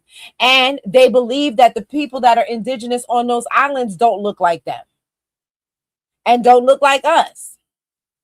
That's what they believe. I Show Speed I can't remember what island that was, but he was in an island and he was talking to the indigenous people there. And when you talk to these people online, they act like those people don't even exist. And if anybody looks like us, it's them folks. They look like they could be our close relation. The indigenous people that were on that island. And so because when you see the pictures of their indigenous people, look it up. The Arawaks that they're always talking about, the Taínos, they always look like Hispanics, like Mexicans, just tall ones. They look like tall Mexicans. But that's not how the indigenous people of any land look, not even Europe. And when you were talking about how they bring their biases based on what they went through with the men in their own family, I just want to point to some current events. So recently, a young lady, I believe it was in the Bronx, sorry, Black, a young lady that was in the Bronx was pew-pewed in her car. And at the time, I didn't know where the woman was from, but you know how I found out where she was from? Because one of the Jamaican sites that I follow put up that she was Jamaican. You know what happened soon after? They found out who shot her. You know who shot her? Her own uncle. Now, here's one time when that delineation came back and bit you on the behind. You were so quick to tell everybody about what you thought was American violence that was done onto her, that you exposed the reality of the familiar situations in your families. And they talking about that this might be a domino effect in the family, because the mother, I saw this other Jamaican creator, she was talking about how the mother wasn't sad enough. The mother was smiling and she just didn't understand how a mother could react like that. And this is not me talking, this is a Jamaican woman talking about her own Jamaican people. How she didn't understand how a woman could be reacting like that when her daughter just passed. And then lastly, I just wanted to point out that when they talk about, sharing with the entire island, they want to share with the buffer classes. I think that is very, very interesting. That you guys, the buffer classes were brought in there to usurp you. The buffer classes were brought in there to keep you and to check you and keep you in line. And that's who you want to share your reparations with. This is why we can't unite with you. We ain't sharing with you, with no other buffer classes, because they brought you in here as a buffer class as well. So we're not sharing with you. We're not sharing with them. And that's why we stand with the American government when they didn't want to take part in that farce, as y'all stand with the very people who sold you. So that's what you want to do. And that was the theme of last night. You like it. I love it. And I'm done. Woo! Brother Divine, or you want me to keep pushing? What you mean? Keep? I thought we was break. That's what we done, or you got more? Well, I do want to play a clip. Well, man, hold on, but so before you go to the clip, because you might bring us something else, and I have something else to say. Let me just tie a bow on what Sister Breuck just said. The rest of the details, on that case. So in her reaction when she's being interviewed, the mother laughs, right? And so there were many. His was crazy. And here's how I found out that they, before I did my research to find out that they were indeed Caribbeans and Jamaicans at that. You had a bunch of people in the chat of that story, of that, it was a news story, that news video saying, oh, you guys don't understand Caribbean culture. She's just at a loss of words, and that's why she's laughing instead of crying or being sad or upset. It's the shock, blah, blah, blah, blah, blah. Y'all don't know the Caribbeans. Here's the next part of the story. So Sister Breuck already told you that it was her. They found out that it was her uncle that shot her. I think we can say that on YouTube, right? We don't got to say to people, right? It was her uncle that shot her. Here's why he shot her. She was a caregiver for the grandmother, their mother, the uncle and her mom's mother. When the mom passed, the grandmother left her the house. The uncle, her grandmother's son, her uncle, got mad, but now it is speculated that the mom had that adverse reaction that we called out as Foundation Black Americans as being sus, because she might be in cahoots with the brother, and they killed her own daughter to get the house because they was angry that the grandmother left it to her instead of them. And she was going to kick them out. Right. She was evicting them. That's right. That's Caribbean culture. Because they come from this idea of scarcity and lack in this country and don't want to go back home. When you don't want to go back and desperation kicks in, a desperate person will do anything. And that's what we're starting to see. And so I want to make sure I put that on it, because I looked at that and I was like, when I first saw the reaction, I was like, something's not right. And then I saw the next story that broke down the details of now they arrested him, and there was the uncle, and now they might be coming to arrest the mother. Crazy. Yep. You gotta love it. Lord Clot. Wine. That is crazy.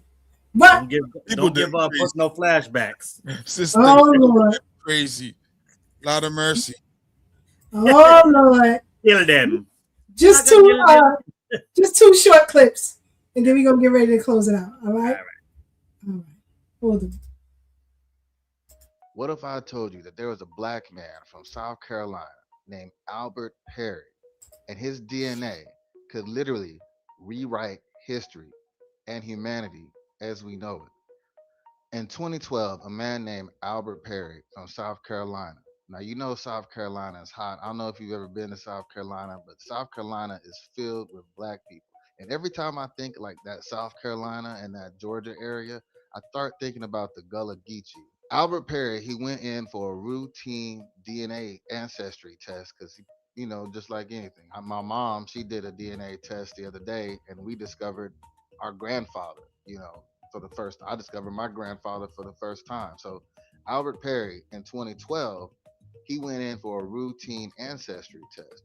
And what they found was that his Y chromosome didn't match any human origin. His Y chromosome didn't match any human DNA. His Y chromosome even outdated Homo sapiens, which goes back 100,000 years old. His Y chromosome was 338,000 years old, dating before the existence of Homo sapiens. How is it possible that a black man from South Carolina can have a Y chromosome that predates Homo sapiens? Who is in his family tree? Where did his DNA come from? Have you ever taken a DNA test? Let me know in the comments. That you talk about native blacks. And so that clearly sounds as if you are delineating native blacks versus someone that comes here from Bermuda or Jamaica or wherever they may they may come from that is black. That's right. The purpose of that is what? Because you on the surface, it would be like, hey, everybody here that's black gets treated a certain way. Why are you making that delineation? That is an excellent point.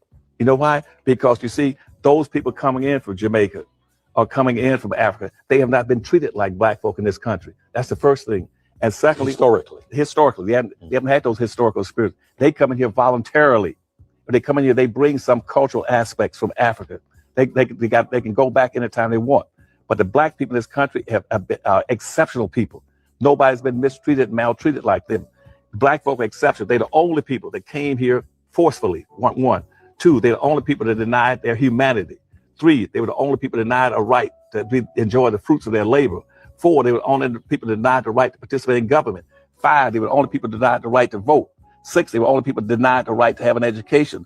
Seven, they were the only people denied the right to have a business. Eight, they were the only people that participated in every war that this country has had since its founding, but whose mother country has never been against this country. All those immigrants come from countries where they fought America, and they came in. And there's seven, that they are the oldest and most patriotic people in the country. Not the Confederates in the South. They're not the most patriotic people waving the Confederate flag. The most patriotic people in this country are black people, native blacks, because you see 99% of all those blacks have been direct descendants of slaves. They've been here before 99% of all the other people ever arrived in this country. They are special people. And because they are special people, they need to be recognized, appreciated, and reparated for what they've done in this country and building this country. They're the ones that built the bridges, the roads, cut the timber, the trees, and cleared the land, raised the tobacco, cotton, indigo. They're the people that fought and raised in every war to protect this country. The people coming from Africa or coming from Jamaica didn't. They came here voluntarily. And the most important point on this is if you lump them with black folk, then you give the dominant white society a justification to say we don't owe black folk anything. Mm-hmm. Because you see, the blackness that people Blackness is more than just color. It is their heritage, it's their history, it's their code of conduct, and more importantly, it is their badge of honor, and it's what it symbolizes the indebtedness that this country has to them. This country does not have an indebtedness to people coming from Africa. They only have an indebtedness to people coming in from the Bahamas. If you lump black folk in there, you deprive black folk of the benefit, the debt that's owed them. Don't do that. And there you have it. So if Albert Perry's DNA is at least 340,000 years old, that kind of puts a little dagger in the out of Africa theory. And geneticists are now coming out and saying this, and I played a clip of a sister who spoke with one. They are now coming out and saying that our DNA really does not match with anybody on the continent, or the majority, of those on the continent. Geneticists are saying this, that they've been fumbling the things over there. So who am I? I'm not a geneticist. I don't know the science. I just read it. That's it. So don't get tripped up. And I saw somebody in the comments said that the delineation has been going on for about a year or two based on some of the things that was said. Honey, I can go back at least 5 years, 6 years on Clubhouse. What they are saying now on TikTok or X is nothing compared to what they were saying about us on Clubhouse. And nobody said a mumbling word about it. Nobody. This is mild, what they're saying about us. Calling our food slave food and all that. That's mild to what they were saying about us on Clubhouse. For those of you who remember the Clubhouse days. Having slave auctions. Yes. Full-fledged slave auctions. Taking your pictures. On the dark web. But no paying Goofy opening mouth. They say we divisive. You're a liar. You're ill-informed and you're a liar. And as Brother Devon said, the religion of Pan-Africanism got you all messed up. Got you all messed up. Because it has become cult-like. Even with outdated and wrong information. So, we've come to the end of our program. Next week, we're going to get into a little bit of things with, and I promise this week, but it'll be next week, with Chester Arthur and some other presidents. We're also going to get into some of the things that we have on the horizon as Black people. They ain't going to see us coming. And if they do, they can't do nothing about it. So, Brother Black, your final words and commentary. Let's get the folks up out of here. As I said last week, thank you all for your contributions. I've learned a lot tonight, and I will continue to learn from you guys and learning more about the legacy every day. And thank you for allowing me to still be here at this time. Like I said last week on the show, expect more deaths. I'm glad Sister Kiesha put my blog site up there. The article I focused on earlier in regards to Lindsey Graham's passing and Mitch McConnell being on life support, whatever. There's rumors that he's no longer with us. And there's rumors saying that his wife went to China and she came back. Sister Breuck addressed that last week as well. And he's back up out of his coma or what have you. I don't know. Expect more passings of people who are integral to white supremacy, which is dying a slow death every day. It ain't fast enough for me, but it is what it is. We got to be patient. we're going to make it. We're going to be all right. If you're on the right side of history, you in there with us. Thank you, Sister Brooke, for, further welcoming me into the fore. And we just going to keep going, and we're going to be happy. We're going to be one big happy family one day, and it ain't going to be most of us. It's going to be very little of us. So with that said, we way over the 3-hour mark. I know everybody else want to get their little contributions in, so I'm going to end with that. MelaninInstitute.blogspot.com. I'm Basil Medina on Facebook. Friend me up, holla at me, let's talk, and let's get further into freedom. With that said, peace and love to all of y'all on the panel. Peace and love to y'all listening out there. Peace and love to those who will hear this in the near future. And with that, one love. Peace. Brother Divine, final thoughts and commentary. Let's get the folks up out of here. Man, I'm so glad you played those videos at the end. And it's very specifically about Dr. Claude Anderson, because you said that, and that's something that we kind of acknowledged. I can't remember who did, but it was the truth nonetheless. That we acknowledged in the Caribbean corner. I think it was Sister Brooke, but it could have been you as well. When you brought up Dr. Claude Anderson's name, and the Pan-Africans tried to, play it, try to push him to the side as if, he wasn't who he was.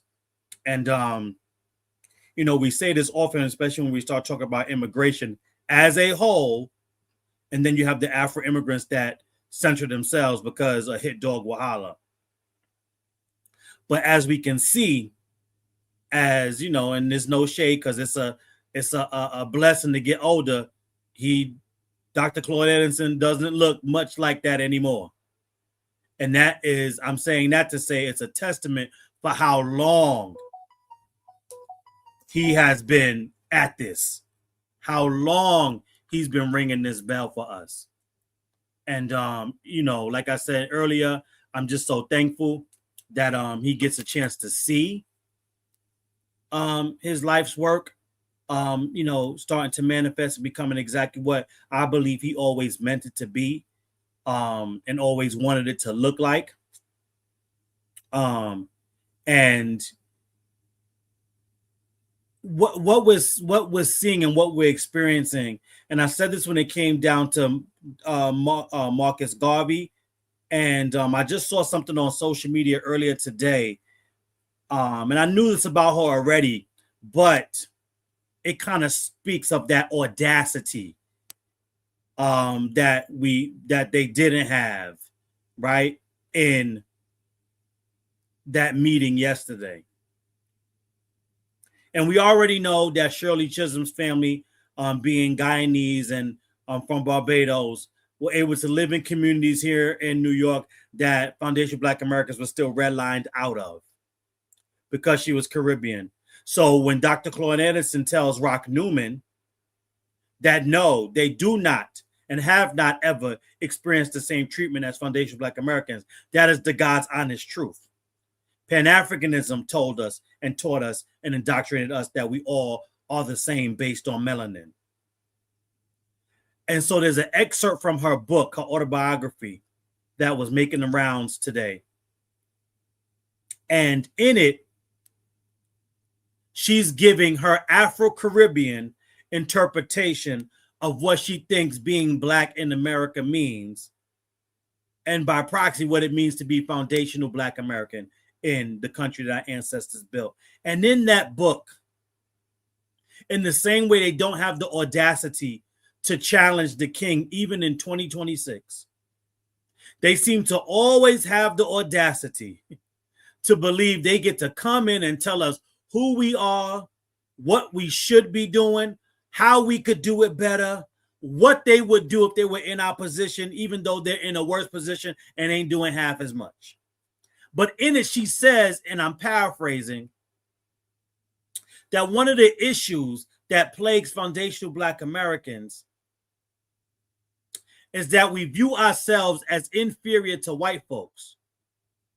And that's why we can't come to them and challenge them in the same ways that Afro-Caribbeans like her can.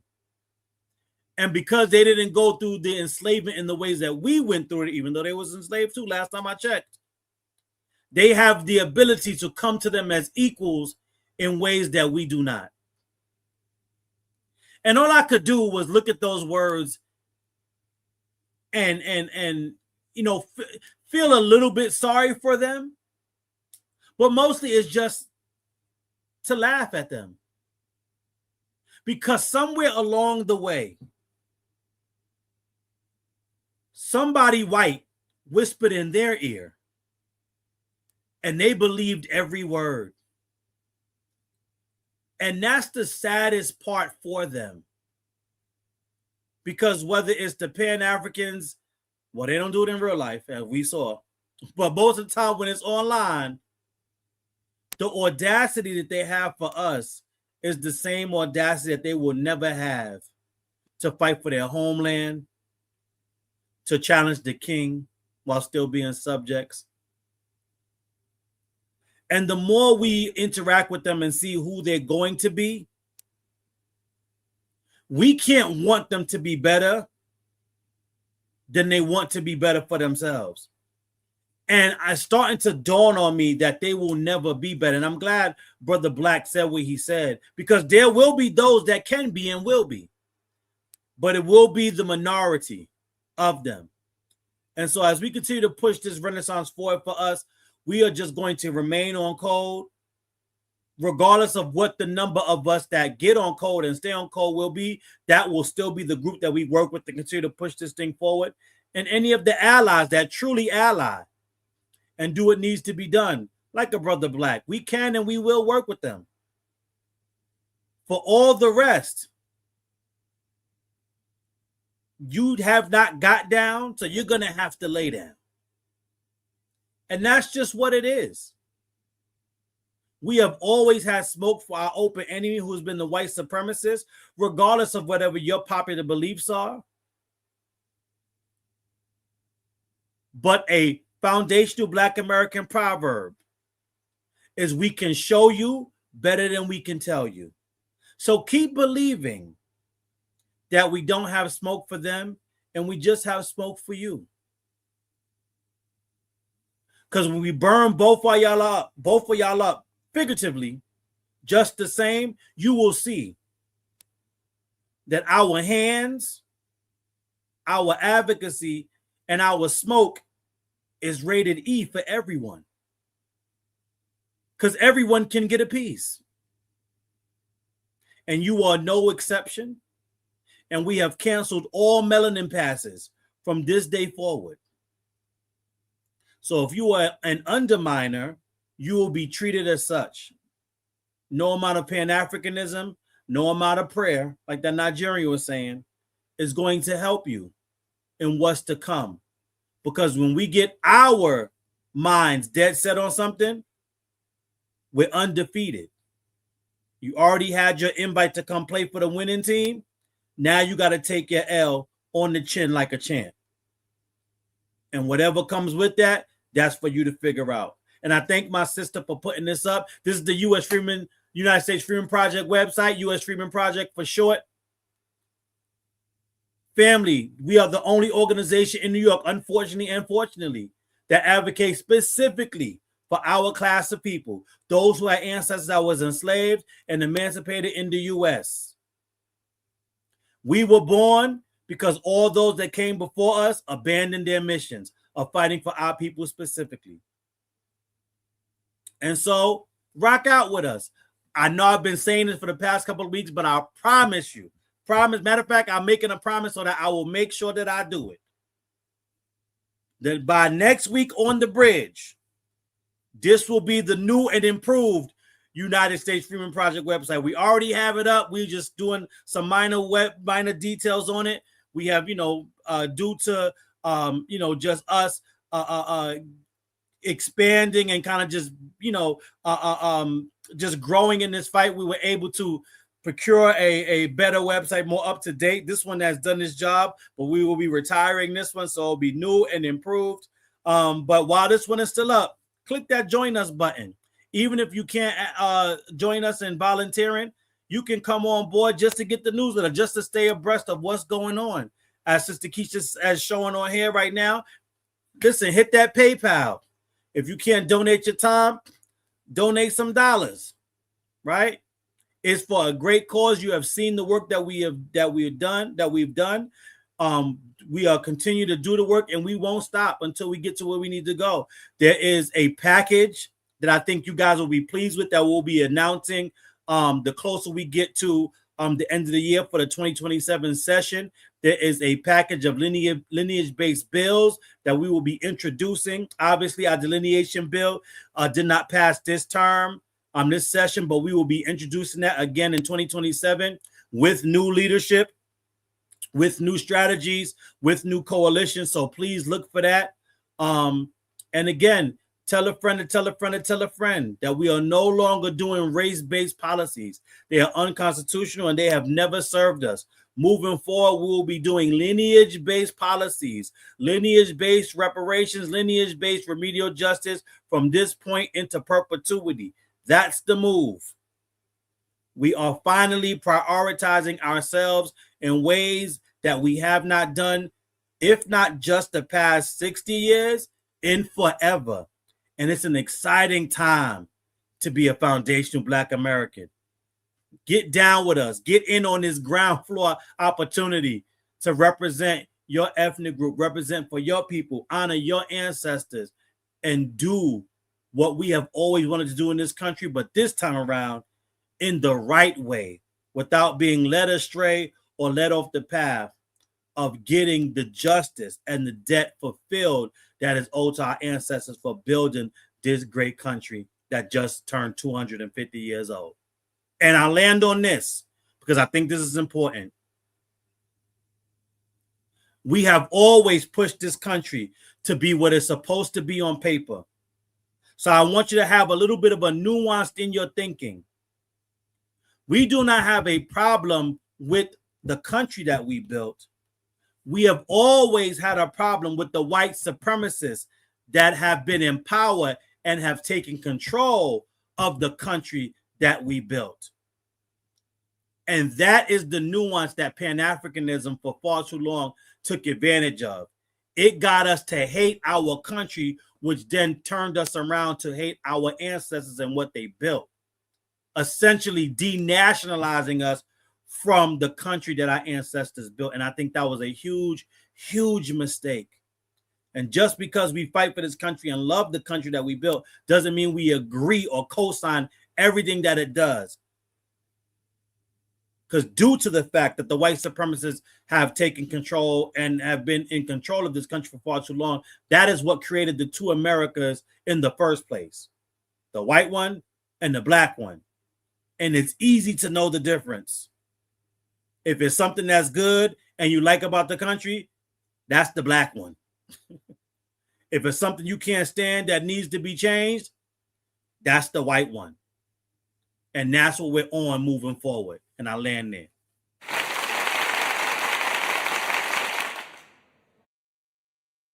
Sister Breuck, let's get the people up out of here.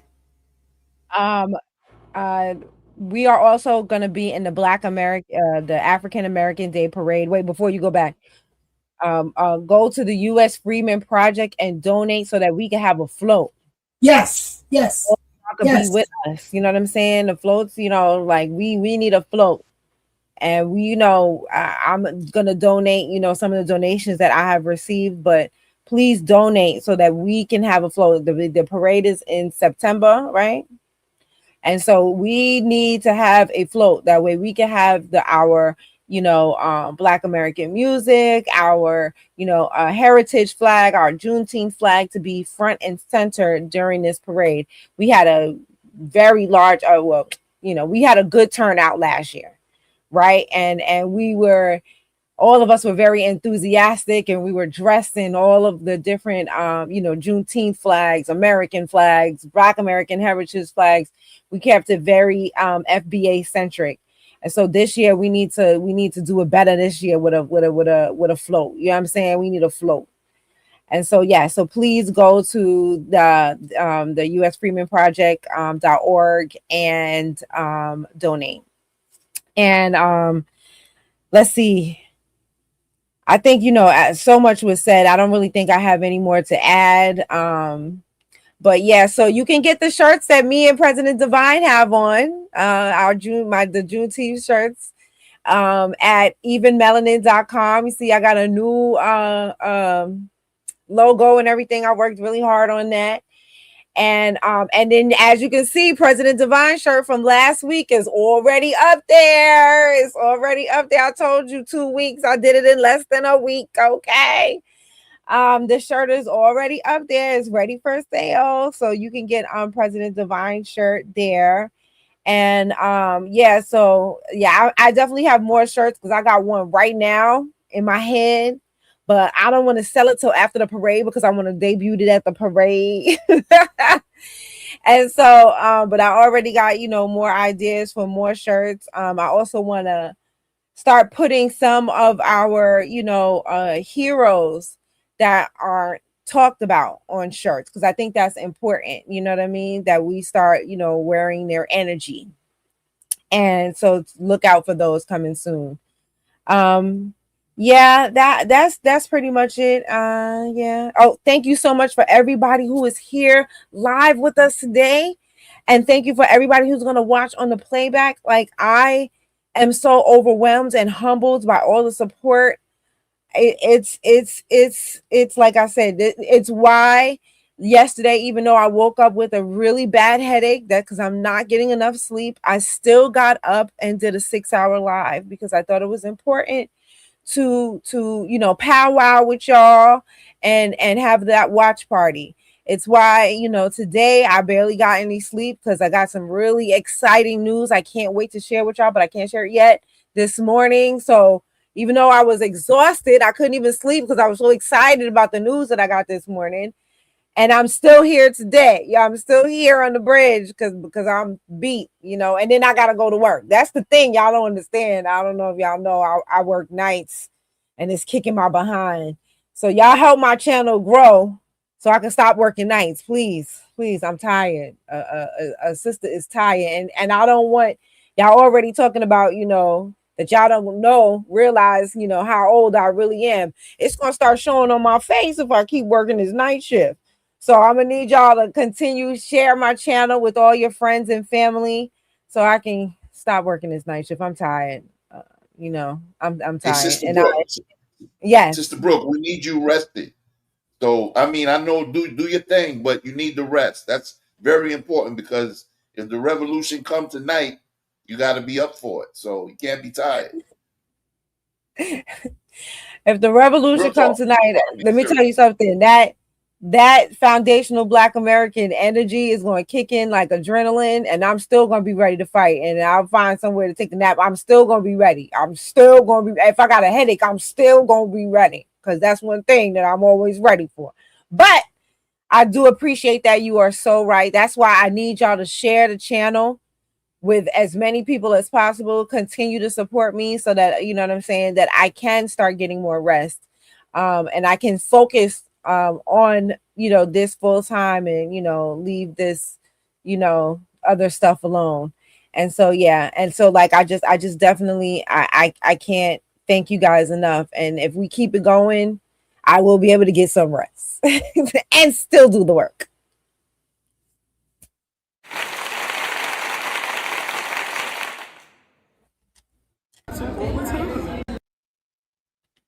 I listen to Third Black Talk all the time. Oh, Brother Tad. Tad Talks in the building. Tune into the podcast every Sunday at 2 p.m. with me, our sister K Fighter, and our brother C Gutter. Hopefully you're inspired by something you heard here tonight. It's your turn to go out and inspire others. Just like Sister Brooke, I am exhausted. So y'all stay up, stay blessed, stay true, and remember, no matter how hard things seem right now, there's always better days ahead. Sister Kiesha, take us home. Yes, indeed. He always forgets to mention his new venture, Tad Talks. That's right, Tad Talks. Soon come. About a week or two. I got you, brother. I got you back. Right now. We're cooking it up right now. Yes, indeed. So get ready for that as well. But we get ready to get the folks up out of here. We've been rocking with y'all all night. But I mentioned Reese Palmer.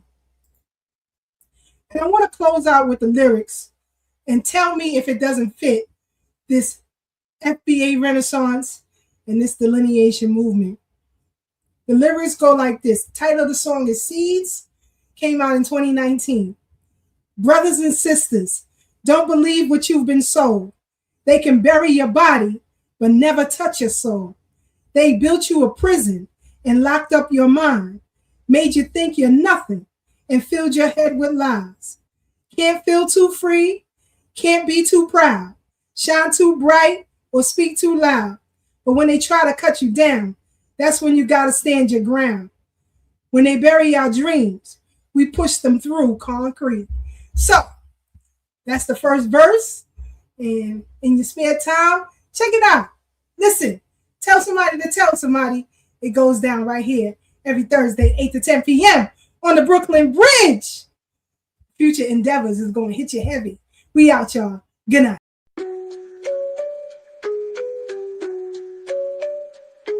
On the Brooklyn Bridge tonight, voices strong, knowledge tight. Thorough black talk in the air, changing minds, changing flair. From brother Tad to sister K, warriors got things to say. Sister Marcy brings the heat, brother Blacksmith keeps the beat. Revolutionary waves, they fly underneath the open sky. Every word's a call to fight. Tune in, feel the ancestral light. Thursday nights the world will see Black Power media on a spree. Facebook, YouTube all aligned, breaking free from every bind. Social talk and politics, every voice breaks through the matrix. Commentary raw and true, for the many, not the few. Revolutionary waves, they fly underneath the open sky. Every word's a call to fight. Tune in, feel the ancestral light.